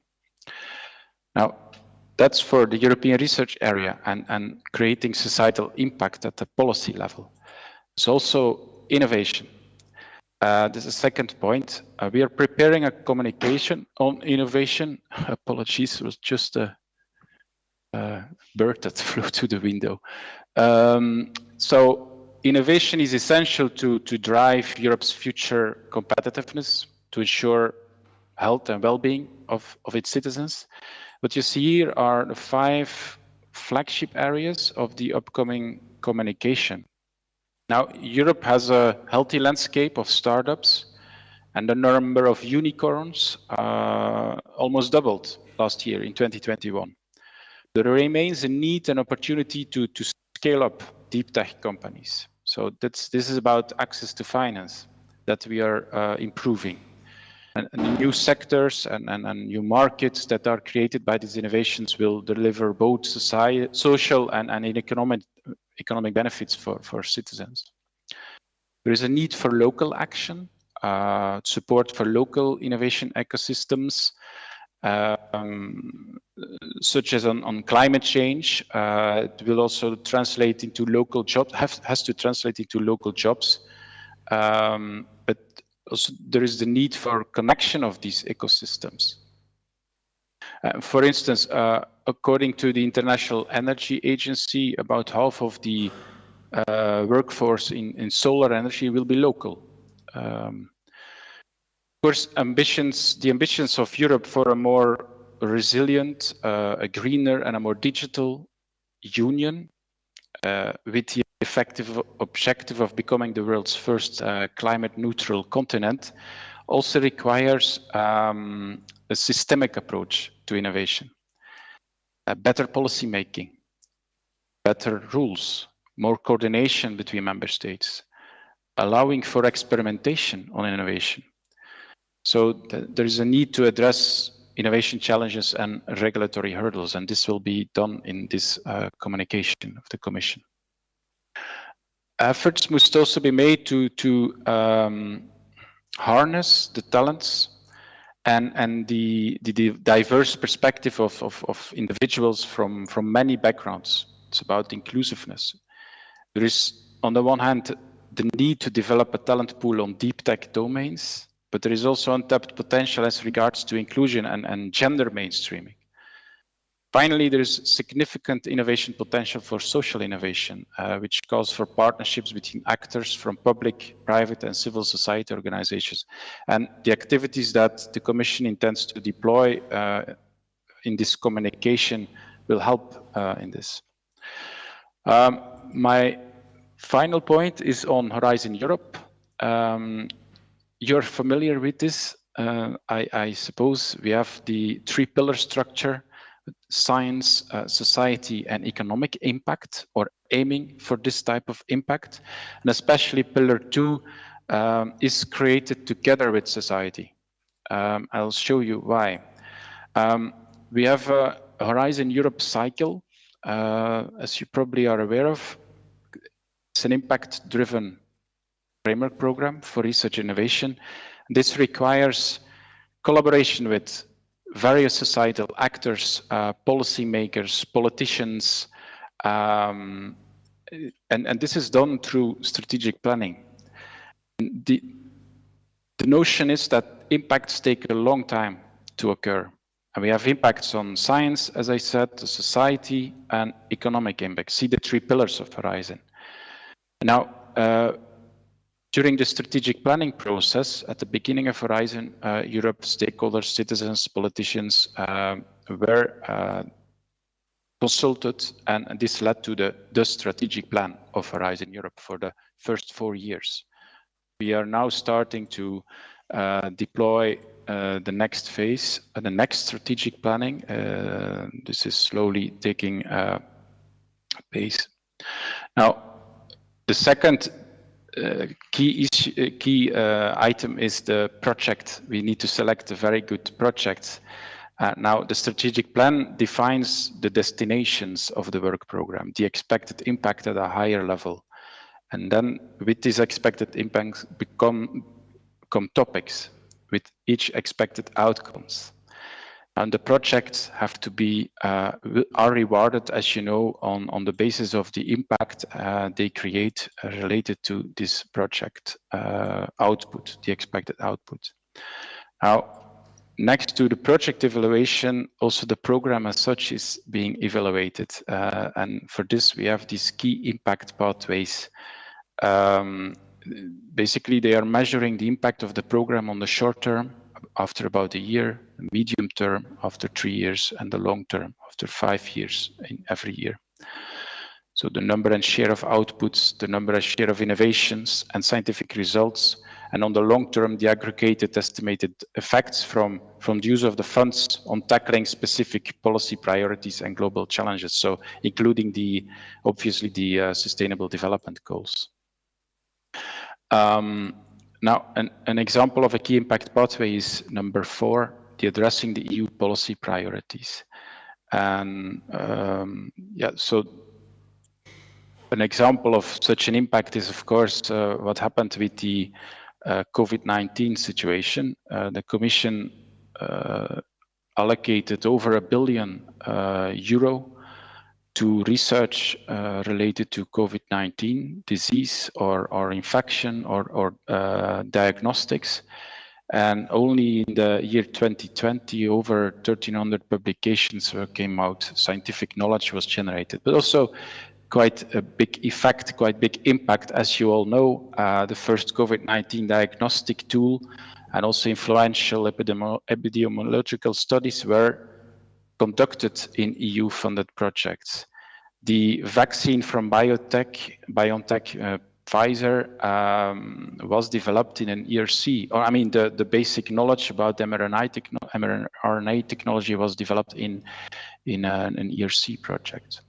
So that's it for my introduction. I hope I gave you some view on the policy at the level of the research single market, the level of innovation that is still upcoming, and what we are doing on monitoring of impact creation. Thank you.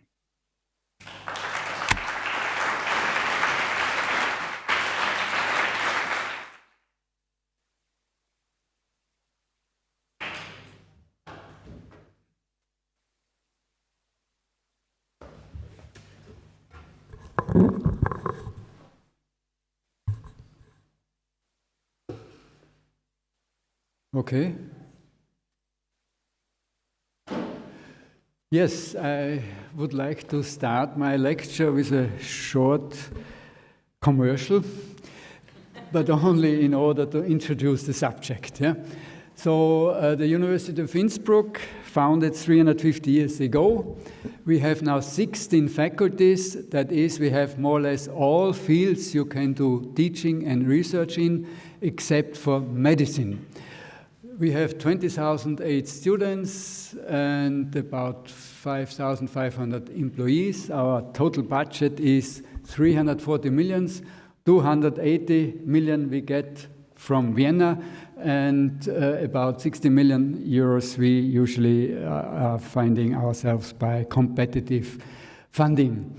We have 70 buildings throughout the city, and we have also departments in other parts of Austria, and that's already part of our societal impact. Another important starting point, besides these facts of the university, are the facts about the university situation in Austria. There has been a major change in the law in 2002, and this law included a major reconstruction of the university system and the university itself, because we were given a large autonomy, and from this point on we were able to structure ourselves.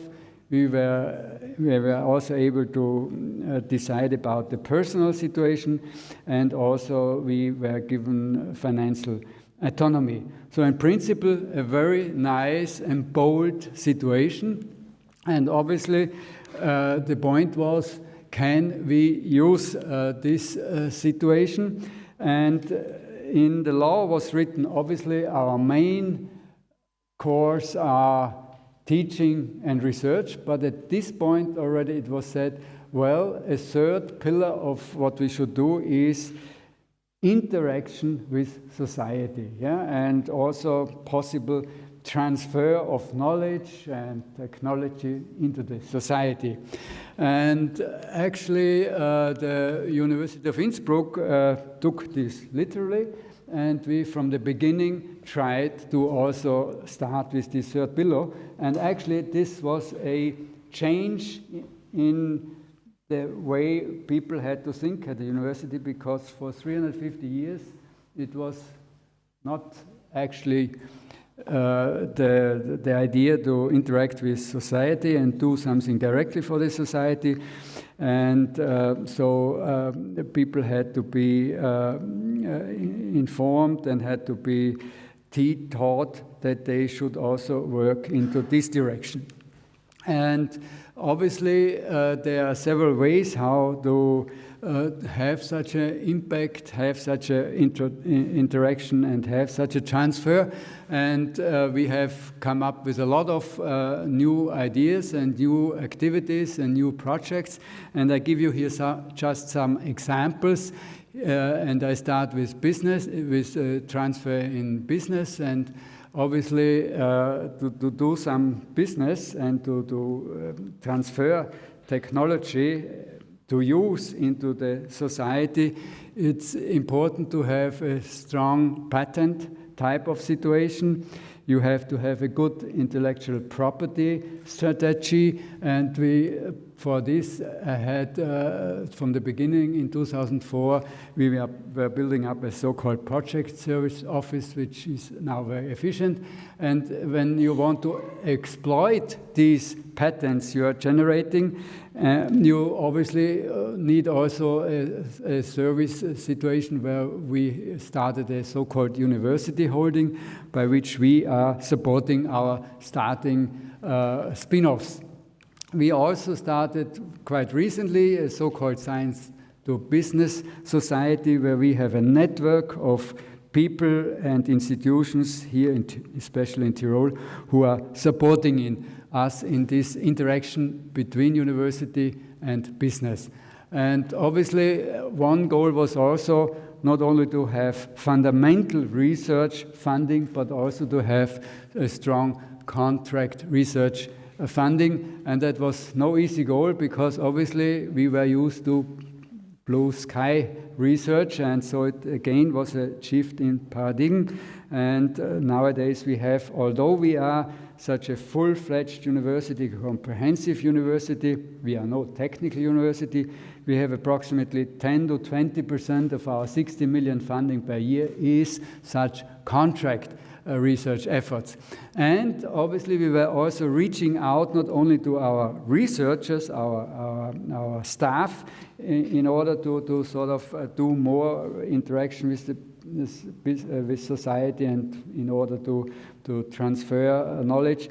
We also started to implement this with the students, and so we did together with the Chamber of Commerce here in Innsbruck.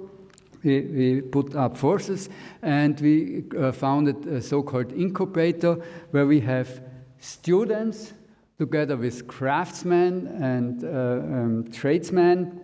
They were supposed to have some ideas, and then sort of could go in this incubator all the way from the idea to the prototype production, and then to spin-off foundation. And actually, at the beginning, we thought this will be not so easy, and we had quite low goals, maybe in the first year, 2 or 3 such, but it was a success story. Yeah, we have lots of such teams which sort of started out here into the business. Obviously, it's not only business what one needs to do, or transfer of knowledge and technology into the society. It's also a lot of other things, and I have also here put together some other examples of what we have been starting to do. We started, for instance, endowed professorships, which we either got endowed from financed by private persons, by institutions, by companies. And we, since in the last 20 years, we had more than 30 such endowed professorships. We also started up to have decentralized university locations. and also try to not only have here in Innsbruck activities, but also over the whole state of Tyrol. We also try to have partners with whom we were organizing local events. And we have also other outreach activities started, like Midsummer Schools or the Long Night of Research, and you name it. Another interesting point is obviously challenge-based student initiatives, where the students have been asked to come up with their own ideas and realize them. And we had almost 20 years ago, we had the first Children's University in Austria, so it's also not only working with the students, but even before the students start to be students, you have to somehow get their interest. So there are many phases, therefore, of such societal impact of research and innovation. But for the remainder of this short talk, I would like to concentrate directly on this transfer of technology.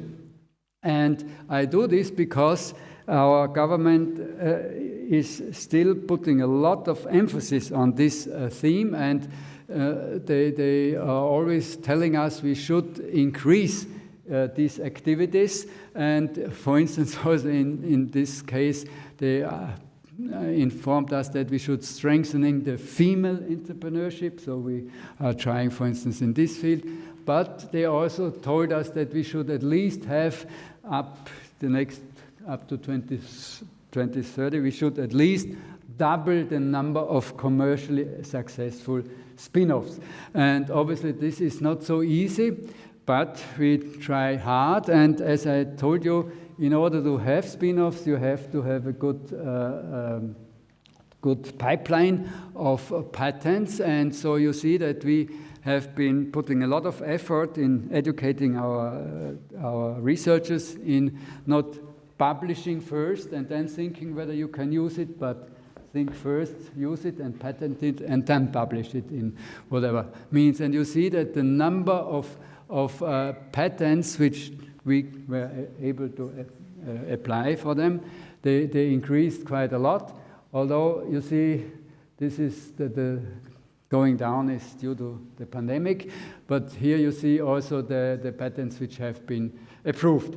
Anyway, here you see the number of commercial spin-offs we have been creating the past 10 or so years, and you see that there's a continuous growth. We are very happy about this. We have approximately 2 to 4 new spin-offs per year, and this is a lot for a university which not only has a physics department, but also has a lot of other departments where applications are not so not so much in the doing. So at the moment, you see, we have this kind of investment portfolio. These are commercial spin-offs, and the rest of these spin-offs are there we are participating in either research institutions or in strategic institutions, and that we are quite successful with what we have been doing can be seen that there was last year the first spin-off Austria conference, and we were there voted as one of the leading Austrian institutions together with the 2 other technical universities. So that's quite a good signal. And also you probably have also been, some of you, aware that there was just this new impact ranking from the THE, and we participated this year for the first time, actually triggered by our Aurora connections, and we thought, well, this year we try to do it. And you see right away, at least in this SDG, industry, innovation and infrastructure, we could end up from these 1,400 universities in the region from 100 to 200. Okay, I'm coming to the end. So what can we learn, or what have we learned as a comprehensive university when you think about doing this transfer of knowledge and technology? then you can come up with the point that there are challenges and chances for such a comprehensive university. And the challenges are, yes, you have a plethora of different topics across these 16 faculties, and you have clearly very different academic disciplines, and in particular also different cultures of these disciplines, and you cannot change these people right away. It takes some time. Yeah? And so you are brought with an extremely broad field of activity, and so it's also very difficult to have in your TTO office or in your other offices, service offices, so it's hard to have experts for all areas you actually would need. On the other hand, there are chances, yes, you can see it also as an advantage that you have so many opportunities over so many faculties, over so many fields, yeah, and actually we see now that our spin-off activity is equally distributed more or less over all fields, yeah, very interesting. And the other chance is that you can also have teams beyond disciplines. Yeah, you have the chance that here people can work together from different fields because we have these fields and we have good activities in these fields. And on the top of that, you have also a diverse staff because you need it. And then you have also a wide range of support infrastructure if you need something specific for the founding of a certain spin-off. So, but the final transparency here is the take-away message. It doesn't come from itself. Yeah? You really have to work hard. You have to increase the awareness in your staff that this is something what we want that they do. And so what you need to do is you have to have a mindset of being societal innovators, entrepreneurs, and you have to have these mindsets in your academics, but also it's important to do it for the students, the staff, and also for the local environment because they are your partners. And so then you can directly match this academic excellence, which we are achieving and trying, with societal impact. Thank you very much.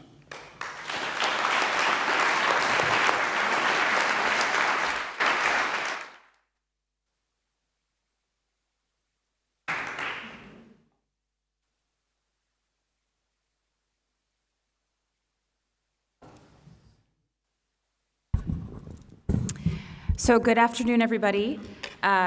I will add, as many of my colleagues have said, what an absolute delight it is to be here in person with all of you. It's my first time outside of the United States since all of this began, and I can't think of a better place to go for the first time to restore international travel and to see your faces in person. And for those of you online, it's very nice to talk to all of you as well. We're very honored to be a part of this conversation and to speak on behalf of all of the United States of America, which is a little grand, but we'll do our best to represent that point of view. But before I do, I want to give a little background, our commercial, if you will, about the University of Minnesota and who we are, since some of you may not know us. So Minnesota is in the region of the United States that we call the Upper Midwest. So it's in the center of the country, just south of Canada. And as we say, sometimes we drive up to Canada because the flights are cheaper. You know, it's that close. So, and we are referred to locally within the United States as the land of 10,000 lakes. It's actually 13,000 lakes. So fresh water is a very important part of our culture, our economy, recreation, commercially. We are the westernmost port on the Atlantic Ocean. And that is because the lakes connect all the way across to Quebec. And there's a whole history of shipping and trade through that water and through those rivers and through those lakes, also culturally with Canada and in particular French Canada, and also with the indigenous communities that were settled in Minnesota or were settled in French Canada and came through, and I'll talk about all of that as I share our research and innovation environment. The university is just shy of 170 years old, so we are young by European standards, but fairly old by US standards. And we are part of a set of public universities referred to as land-grant universities. These are universities that were formed by a federal law called the Morrill Act that set up a group of universities in order to advance, at the time, agriculture and the mechanical arts. That's what the federal law said. And we interpret that law today to still very much support agriculture and the mechanical arts, which are very big parts of the instruction at the University of Minnesota, research, innovation, and teaching. But really what those categories were meant to do was to elevate communities, to reach out into where the opportunities were and elevate them, which at the time was anchored in agriculture and the mechanical arts, and now is anchored in limitless possibilities and opportunities depending on the interest of the community that you seek to serve. So we have 5 campuses in our system. The flagship campus is in Minneapolis and St. Paul, or what we would call the Twin Cities, which is an interesting metropolitan area. Many universities like ours in the United States are not in the metropolitan area. They would be in an area an hour and a half or 2 hours away from a major city, so we are rather unusual in that our location is metropolitan, and that has some disadvantages, but there are some pretty profound advantages, most notably, at least for our metropolitan area, that there are 17 Fortune 500 companies headquartered in Minneapolis and St. Paul. And if you were to go further into the Fortune rankings, there would be another 50, 60 companies. And that has created a very interesting ecosystem for innovation that covers a wide variety of sectors, but mostly is around agriculture and food, tourism, which includes very much the sustainability around fresh water and climate, and then healthcare, and in particular, med tech. The Mayo Clinic is an hour and 15 minutes to our south, and the highway, the road that we would take between Mayo and the university is filled with medical innovation companies. We call it Medical Alley, that pathway. So that creates a very specific kind of ecosystem. So we have exactly the kind of ecosystem that my colleague described around faculty and students and staff who are very creative and experts in their field. But we also have a corporate environment that is a big contributor to the inspiration around research and innovation. And that can be very exciting, and it can also be somewhat challenging just because of their expectations and what that means. But we lean into it as an opportunity, and it has been fruitful for us. This has allowed us to advance into a strategic planning process that looked, pretty familiar when our colleague from the Commission was presenting, where we focus on our key commitments, we focus on goals and action items around those commitments, and we think about how to measure them. And we call that strategic plan MPACT because our symbol is the letter M for the state of Minnesota, and we like symbols. Plus, for those of you who haven't spent time in a U.S. university, the logo of the university that you would see on the sports helmet, the American football helmet, is the logo for the university for everything that we do, and that is the letter M for us. So it's not very clever, I suppose, to just have your first letter be everything, but it is what it is. So try to explain all of U.S. university culture in the course of all of this, too. So at the top, though, is our relatively new Secretary for the Interior, like a minister for the Interior. Her name is Deb Haaland, appointed by President Biden to oversee natural resources broadly, which includes the broad umbrella under U.S. policy around climate change and climate adaptation and sustainability. She was actually just on campus last week, and she is a historic appointment because she is Native American or Indigenous, and that is a first, and it is a very interesting driver for the entire country around thinking about what it means to have research and innovation policy around sustainability, but also very interesting for us in particular in Minnesota because we have 11 sovereign nations within the state of Minnesota, and we have captured within our strategic plan our relationship with them, which has a very interesting collaboration component that I'll talk about in a few minutes. So our strategic plan is focused on the things that one would expect a university to focus on. We focus on students, we focus on research and innovation broadly. We measure that around patent production, and for us, one of the very important measures is on federal investment in research, and we do well in both of those measures. We do over $1 billion a year in federal investment. That puts us in the top 10 in the United States, and we do well in patent production. We're generally in the top 1% to 3% of US universities in patent production.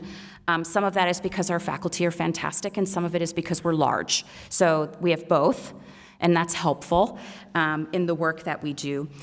But we also have a focus within our strategic plan on the things that are specific to the University of Minnesota. And you see this more and more at US universities, and that's why it's sort of challenging for us to speak for everyone.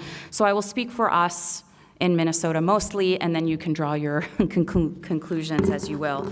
And we capture this in something that we call mintersections. So again, this is probably a little more charming than one would typically see in this part of the world, but the postal code for the state of Minnesota is, of course, the letter M, as previously described, and the letter N. And in our state, it's very typical to insert those letters into unexpected places in order to symbolize that you're doing it the Minnesota way. So we are looking for intersections between the unique questions and challenges that the state of Minnesota poses and how those questions and challenges are aligned with the strengths and opportunities for the university to make a significant impact, and where that intersection occurs, where we call it a mintersection. And that is in our strategic plan as well.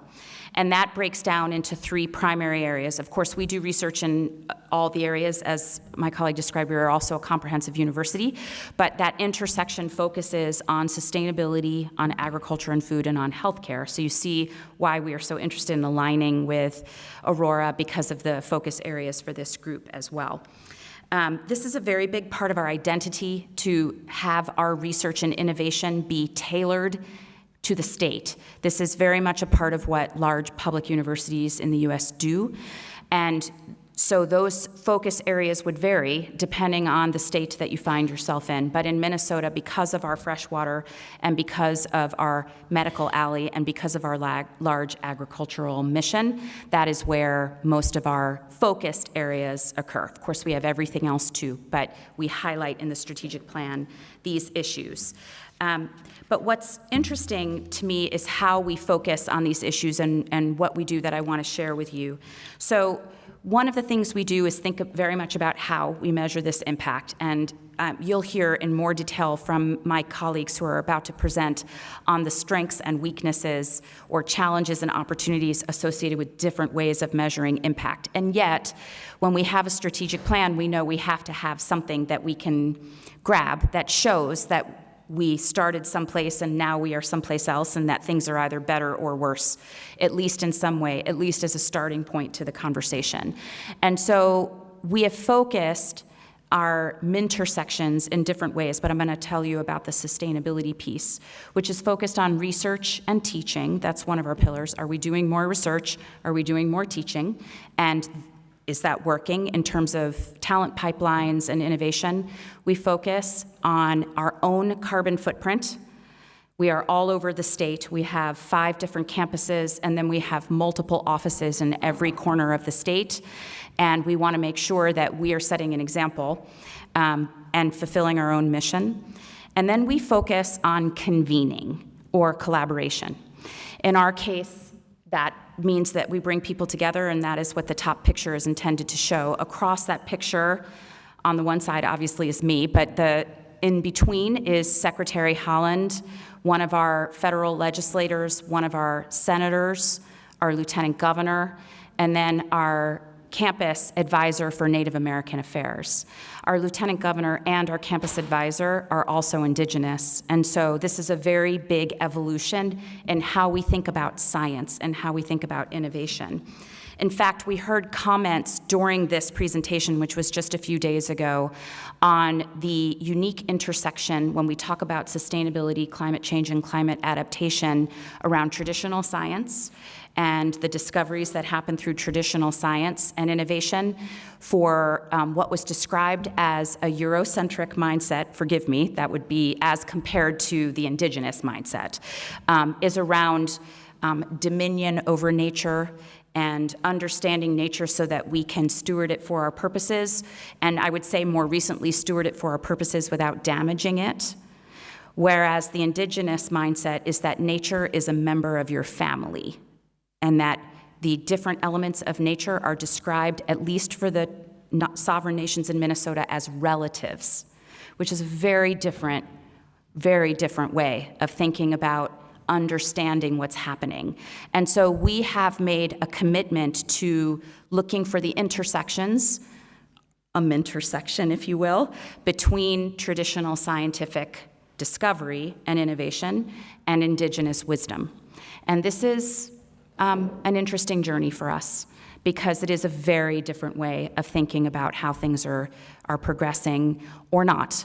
And it's also a question of dignity and respect around inclusion and cultural identity to recognize, appreciate, and fully acknowledge that there are a variety of ways to find answers and engage in discovery. So we convene in this way. In fact, we have a new federally funded initiative that we call CASC, Climate Adaptation Center. And this adaptation center includes several universities, the University of Minnesota, the University of Illinois, the University of Wisconsin, Michigan State University, and Indiana University. And those of you doing US geography would know that's all in proximity to each other. But it also includes the Great Lakes Indian and Fish Wildlife Commission, which is a federal agency, and the College of the Menominee Nation, which is a tribal college, and the Nature Conservancy, which is an NGO.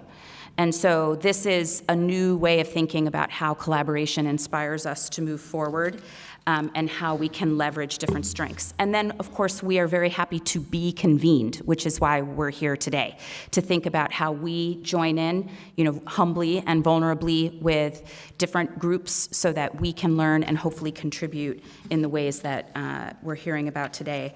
So I'll stop there and just say I'm very grateful and honored to receive the invitation, both to be a part of the work we're doing and to be with all of you today.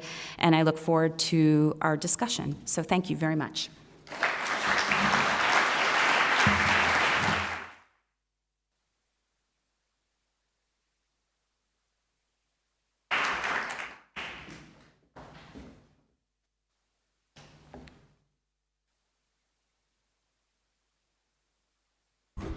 Thank you.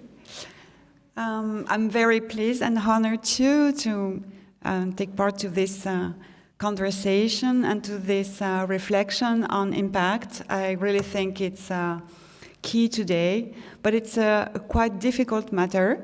And so my presentation here will be about some key conceptual problem we may have about impact. So it's just a beginning for reflection, and this reflection is part of the creation of an observatory of impact we're going to set up in the following month at the University of Paris-Est, Créteil. So this is just some food for thoughts, and it's just to begin a conversation with you as a start. Okay, so just looking at the literature, so now you have a growing community of researchers, in particular in management, that are researching impact of research. And so when you look at the literature, they all say that it's, I would say, mandatory to report on your impact. You cannot do research without saying something about your potential impact. This is due to the institutional pressure we have from our research council, international, national council. So we do need to report this aspect. If you're in France and you're applying for a grant, you need not only to detail the research project, but also say now what will be your impact beyond research, but also to detail the pathway from your research to the impact goals you may reach. In this literature too, you have a lot of suggestions for the researcher, for the administrative university administrators, and also for the teacher. You are suggested to, for instance, align, of course, the resource allocation with your impact goals, which suppose you have some goal. You have already defined them.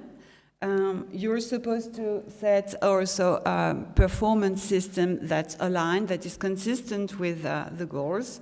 And you are supposed also to encourage practical knowledge, which is not without side effects for more fundamental science. I will not say a lot about it, but I think it's important. The literature also said that, okay, we need to address this question of impact, but we don't know how to define it really clearly, which is quite paradoxical. It's an elusive concept, and just we know that we have to take into account other stakeholders beyond our community. So for instance, of course, the students, local communities, but we don't know exactly how to define it. So here is a tentative definition, and we can discuss about it, which is proposed by Lee, a British colleague, and Agnes. So non-academic research impact is about precipitating a positive or a negative change. It can be a negative in non-academic practices of students, public or private organization, and policymakers. So here you may notice that you're not precipitating a change directly, of course, on the climate change, but you are influencing the practice of other stakeholders.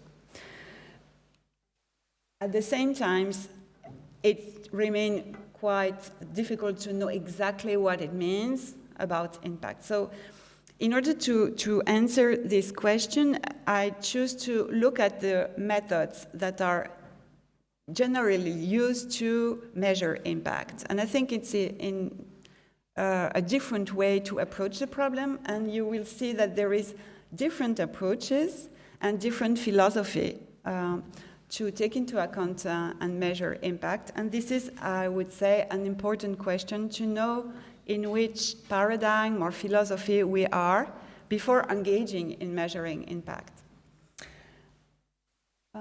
So in the literature, you will see broadly two different ways to approach impact. The first one is, I call it ballistic view of impact, which means that you have a target and you define ex ante the target and the pathway to reach that target. This is what we've heard just before. This is the way I think the European Commission think about impact, planification, defining targets, defining plan to reach the targets. And I think it's mandatory in a way to have this view in order to answer the institutional demands and meet that demands. But these are some, of course, limitations. You need to define first precise objectives, usually quantitatively defined. You need to know in advance the needs you will meet, of course, and the stakeholders you will satisfy in a way. And it is gap-centered, so it's practical in a way because you can measure the difference between what you said you're going to do and, of course, what you've done at the end. But one disadvantage is that it is mainly driven by the researcher at first. So the problem, Joan evoked the fact that you do not take into account the community, it may be a problem. There is a second approach that is, I call it an emerging view of impact, which is ex post.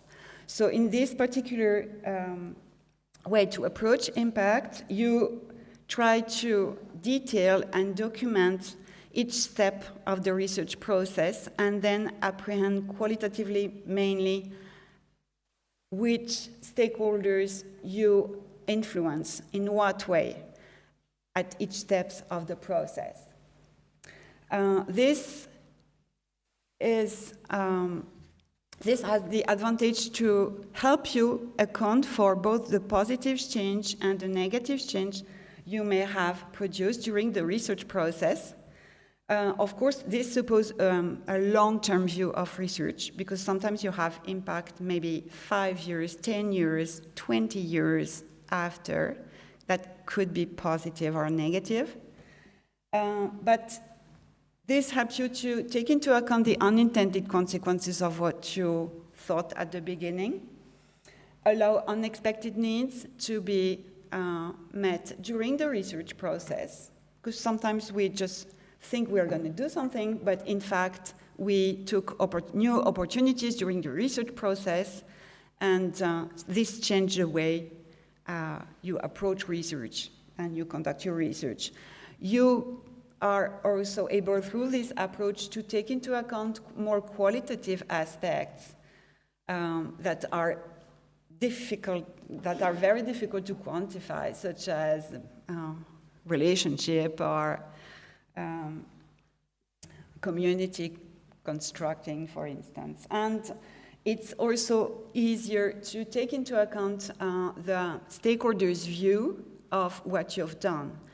Of course, after the research has been conducted, but even before, you can integrate their view, as Joan has told us a bit, in the research project from the beginning, from scratch. 2 examples of very quick example. This is the kind of table in France you have to fill when you want to apply for a grant. You know that kind of table. So it's in French, sorry, but in the left you have the resource you're asking for, or you're going to put in the project, the activities you're going to complete in order to do your research, the potential output of your research, and then the outcome, the consequence you will have on the communities, and finally the impact. So this is a very deterministic view of research, as if everything was done before beginning research.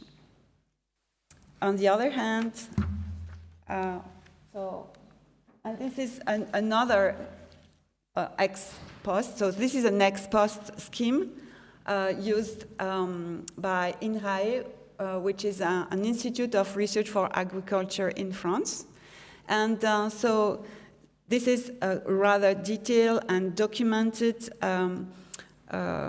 case study scheme in order to be able to include every actors, every process, activities you had during the whole process of the research. I will not go in the details, but if you want, I can, if you have questions on this method, I can, of course, explain how it works. Yeah, so you start with, of course, the resource that you put in the project, and then you detail all the steps and the activities you've done, as well as the stakeholders that were implied in the process, and then it ends with a potential impact on, I don't know, the environment and the social. You may, so it's a qualitative and narrative, I would say, narrative view of research and ex post. You can, if you really want figures, you can of course transform your your case study into a more qualitative view, but a quantified view of your different impact, choosing, for instance, the quality of service, the culture of living condition, etc. So what we do with all these methods, I think we cannot, it's not possible to choose one method only. We have to combine them just because we have to answer, of course, the demands of our institution. So it's in a way mandatory for us as a researcher to fill these tables I show you. On the other hand, I think it's not enough, because if we do that, we will not learn from what we do. We will just fill the tables, but I don't think it creates reflection on what impact is. So it's not enough. So I would suggest to combine both in an iterative process as a way to become more reflexive on what we're doing. So usually you schedule to do something, but you're not doing it. You do not reach your goals. You reach all the goals. And this way we may become more reflexive on what we're doing when we're doing research. This may also encourage us to do research a little bit differently, because instead of thinking of the stakeholders after, you may include them in through and dialogue with them from scratch. It can be a major cultural change, because not all disciplines are used to do that. But it may encourage you to say, well, I did not meet the needs of my target community, how it works. Maybe I should take into account their specificities from scratch. The problem also, finally, I would say that it's very important to take into account the variety of discipline and the different ethos of each discipline. When I speak with the mathematicians, fundamental mathematicians in my university, they think that this is really strange to talk about impact. So yes, we have to be careful not to put everyone in a model thinking that one size fits all, of course. So this is the key challenge we are going to take up in the next years and the next months in University of Paris-Est. We are very eager, happy to begin the conversation on this question with Aurora member. Thank you very much.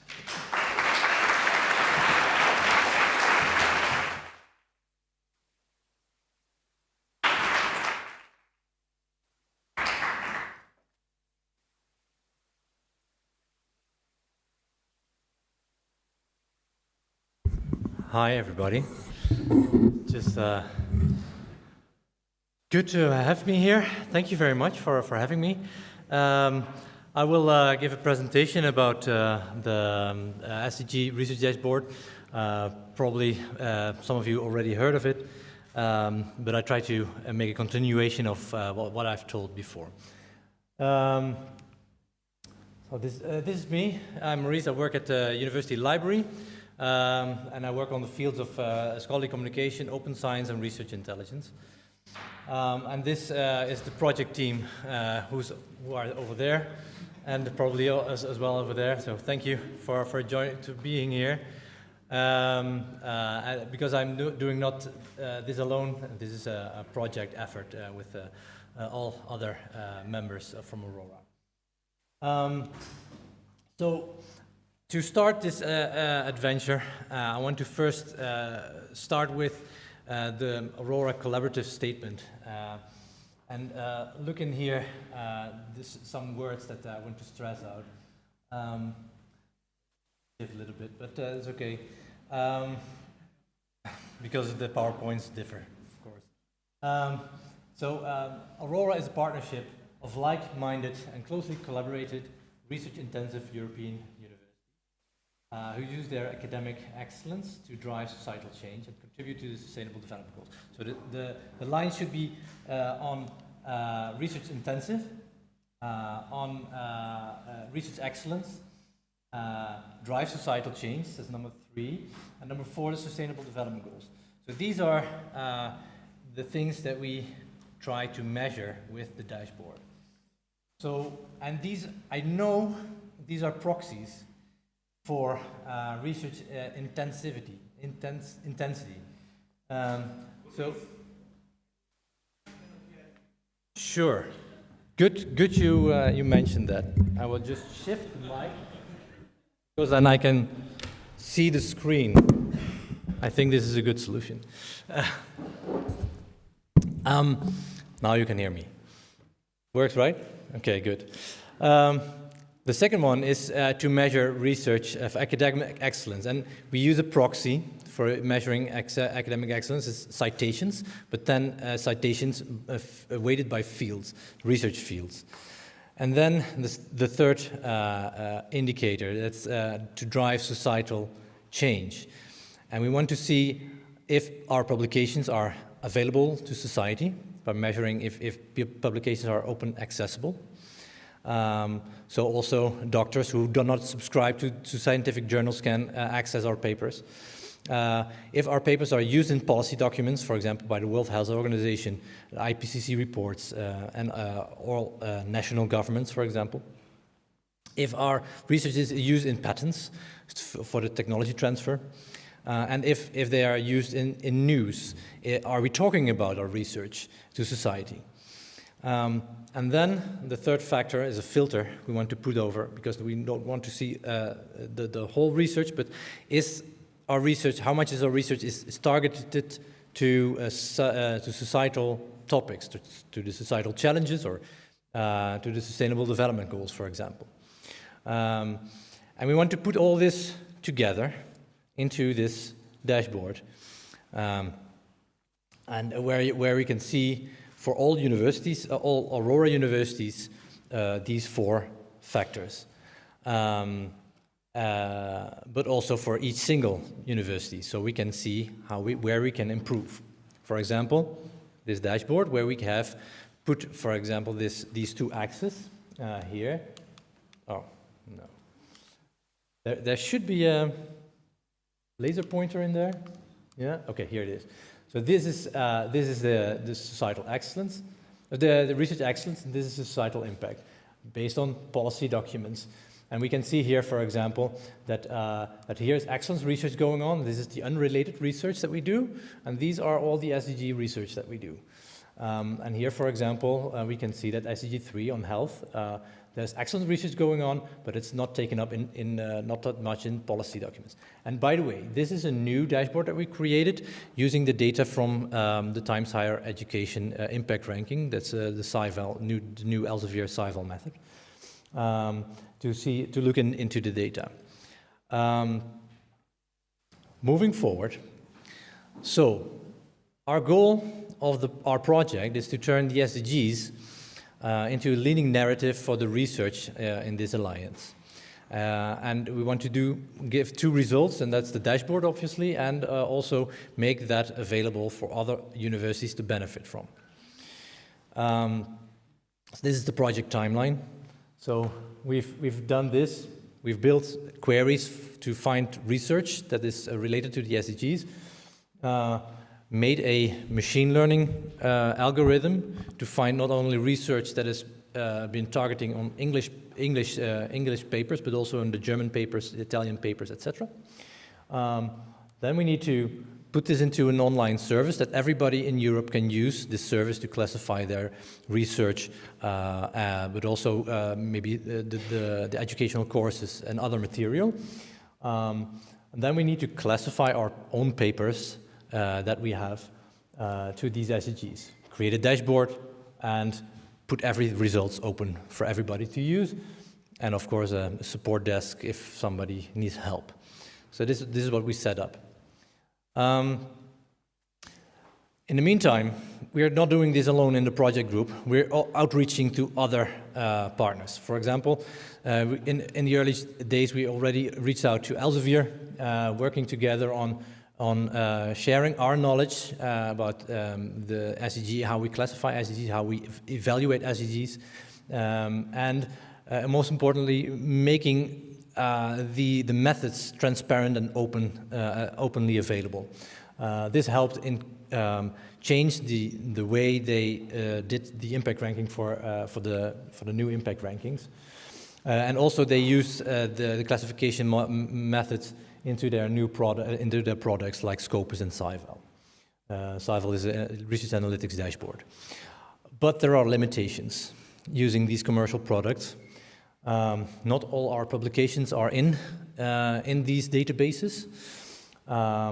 The classification codes that they're using are for English-based only. And the data, the method is open, but the data is closed. We cannot, if you do not have a license, you cannot access the data yourself. So what we try to do is to collect our own data from all universities and to adhere to what's called data sovereignty or academic sovereignty, so to control your own data. Building multilingual AI in partnership with university professors of the VU. And we also are building a partnership with OpenAir to look beyond the scope of the project. And we took this hard road and not the easy road because we wanted to learn together with the Aurora community. And that's why people are here and we became sort of friends.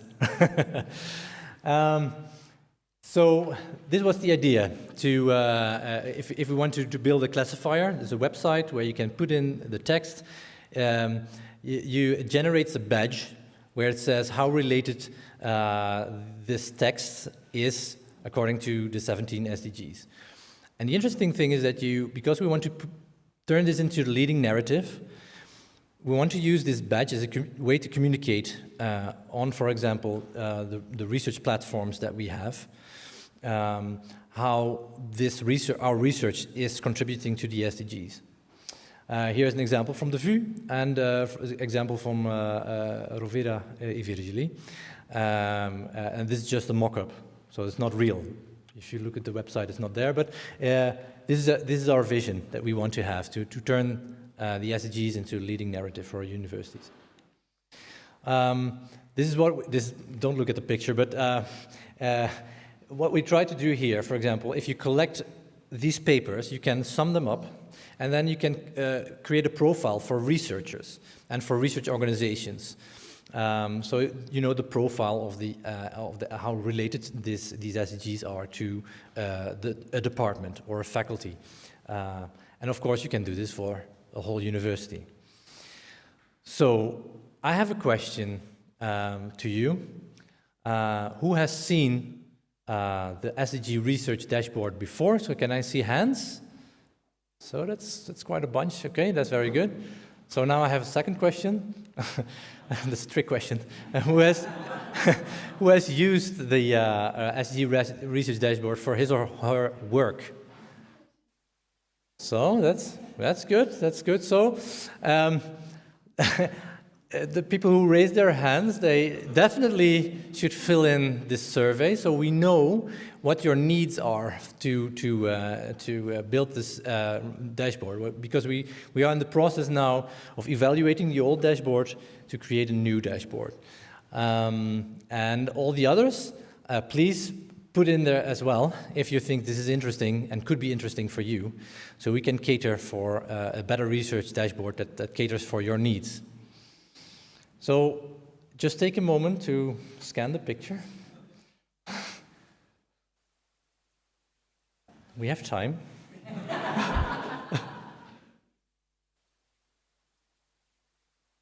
So good. Is my hair looking good? Yeah. Good. Okay. Thanks, and visit the website and please fill in the survey. Thank you very much. Part 2. A quick announcement about our new partnership with Open Air. We signed a memorandum of understanding a few months back. And this partnership is about 2 pillars: societal impact on one hand and open science on the other hand.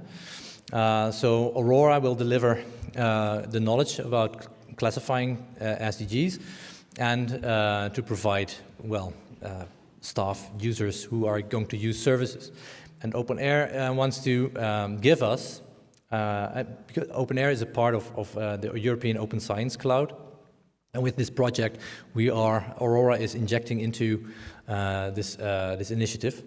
And Open Air wants to give us Aurora a gateway where we can combine all the research automatically on this platform, having an open science monitor where we can monitor the progress on open science and fair data and that kind of stuff, and offer services and training on those services, for example, anonymization service, data repositories, etc.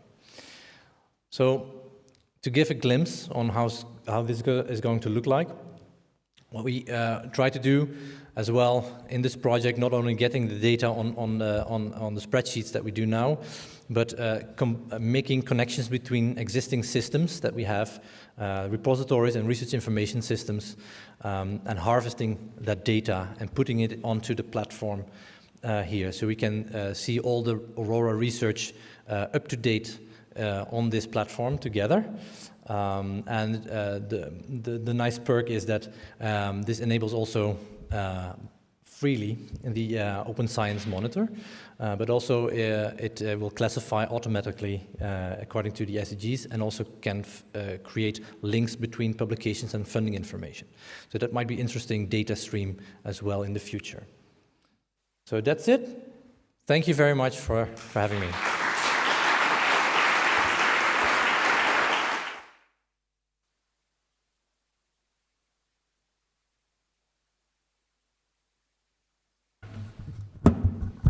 I thank the speakers very much. Maurice said we have had enough time, but we're almost out of time. That's it, but please sit down. We may have time for a couple of quick questions. So, Tillman, please. These presentations were outstanding. So there's a microphone here in the room. Questions that are not asked here can be answered and asked in the reception. So, don't hesitate to ask there. But I would like to congratulate you on your presentations. They were truly outstanding. And it showed also the multidimensionality of the subject. You approached it from different viewpoints.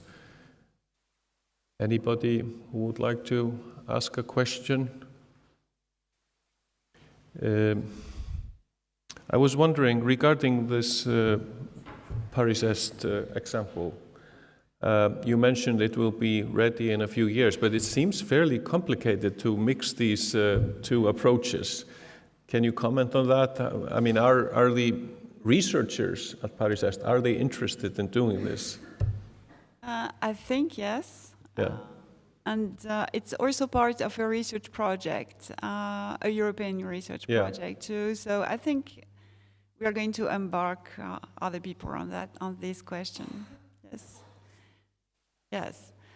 I can imagine it's difficult to imagine to implement both methods for all research, but I think it would be interesting to take some key research in different areas and see what happens from this, combining both methods, see if we can learn from that. The objective also is to maybe engage more dialogue between disciplines around these questions.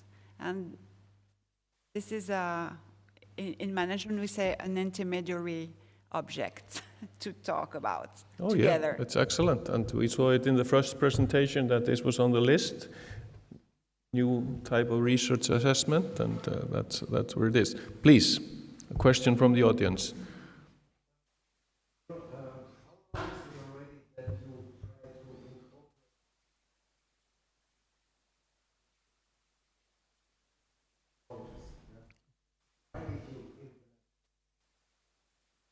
So, sure, the question is how long have we been working on our partnership or methodology that incorporates Indigenous wisdom, and why?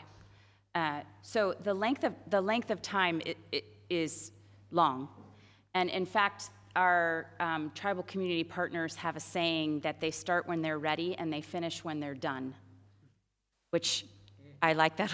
I like it, but also I'm like, oh, because it can mean that you can't control it the way we would normally, you know, when we see something very deterministic, like Florence described, it's, you know, and you can't work that way in this process, not if you want to be a true partner.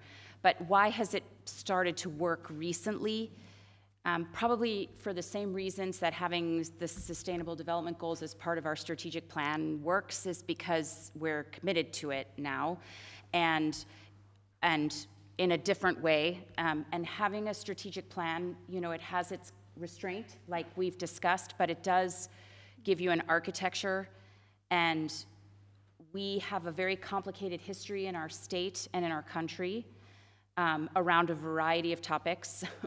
The list is long, but illustrious. And but our relationship with tribal community partners is extremely important to us to get right in our part of the country. It's a very deep part of the history, and this is one of the ways that we can accomplish many of our shared goals. Our shared goals in Minnesota, in the United States, and I think here, even if the questions or methodologies of our tribal community partners may not be as relevant for the methodologies or questions being posed here, it's more the idea of having that kind of outside the box collaboration, and actually having the cat from the earlier cartoon be happy. So I think it's a combination of fresh research perspective and societal impact for us. Thanks a lot. Like this? Okay. We are almost out of time, but one final question from the audience, please. Pim was first here before Richard. You have to ask during the reception, Richard. But Pim, final question. Okay, well, thank you very much. I do have a question for Maurice. Fantastic that you prepared and developed with your team this dashboard. I've worked myself for a charity and patient organization, and I was asked in the past about, okay, 6th year of funding of research, what did it deliver for the patients? And the same question applies to you. If you measure impact, you can count the number of publications related to any SDG. However, does impact not also relate, societal impact, not also relate to the implementation? So the outcomes of, well, whatever has been produced, that might be a guideline, but also in terms of, for instance, patients that have been recovered from diseases. And how do you measure that? By measuring patients who have no, no, that's true. This tool is very publication centric, and I know this, and this is also the limitations of the tool. We also can only measure. Well, it's a ballistic approach, right? So it's you said you want to measure some things, for example, citation policy impact, and you want to set up, for example, in the university a course that is targeting on more about being more influential on targeting policy makers. Then you want to see some effect of that, and that's what you can do with the tool. But you cannot do this now, calculating how many lives you saved, of course, with the health guidelines that you've created. So there is a limitation on what you can measure with this impact tool, and that's also what you get to see, that there are limitations in the approaches that you try to see what the pathways of impact are. yeah, so be aware of the limitations, I guess. That's the thing, yeah. Very good. Be aware of the limitations. So we are limited with time, but I would also like to thank Stan and Tilman for their outstanding presentations. Tilman, I'm very impressed with what you showed here from the University of Innsbruck. But to conclude, the floor is yours.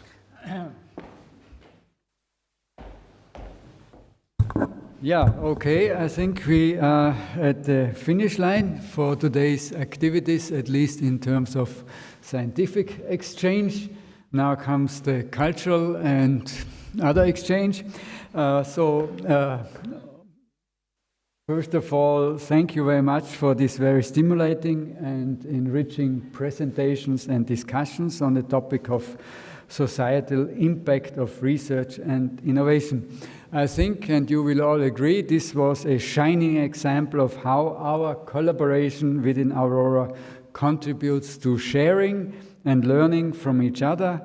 And I am sure all of you had today similar experiences in your different sessions. I have now the pleasure to end the official program of today and invite you all to a reception of the Tiroler Volkskunstmuseum, the Tyrolean Folk Art Museum, which is the great collection of cultural artifacts from the country of Tyrol, including also this splendid 16th century cenotaph of Emperor Maximilian in the court church. The good news is that the museum is just a short 5-minute walk away, 300 meters in this direction. So, yeah. But our local Innsbruck Aurora team and student assistants will help you to find the way, Thomas, yes? That's well organized, apparently. Once you arrive there, you can join one of the two tours to visit this museum. One starts at roughly 7 p.m. and one at 7:30 p.m. Yeah? So you have a little bit time in between. And there, so in principle, you will be self-organized in a way that you split up into two groups, roughly 50-50. Yeah? We will see how this works out. Yeah? In case you don't make the first tour, so feel free to meanwhile have a drink. Yeah? Apparently they are prepared there, offered there, the drinks. Well, yeah, hopefully, yeah. In the courtyard of the museum, and you can already start to relax a little bit after this intensive work all the day. The presidents, by the way, they should go for the first tour, because they have another meeting then at 8 o'clock at the Sitzwohl. Yeah? Okay, Sitzwohl, I think some understand what that means. So, thank you very much, and I look forward again seeing you all tomorrow at 9 a.m. sharp. Thank you. You are currently the only person in this conference. Great.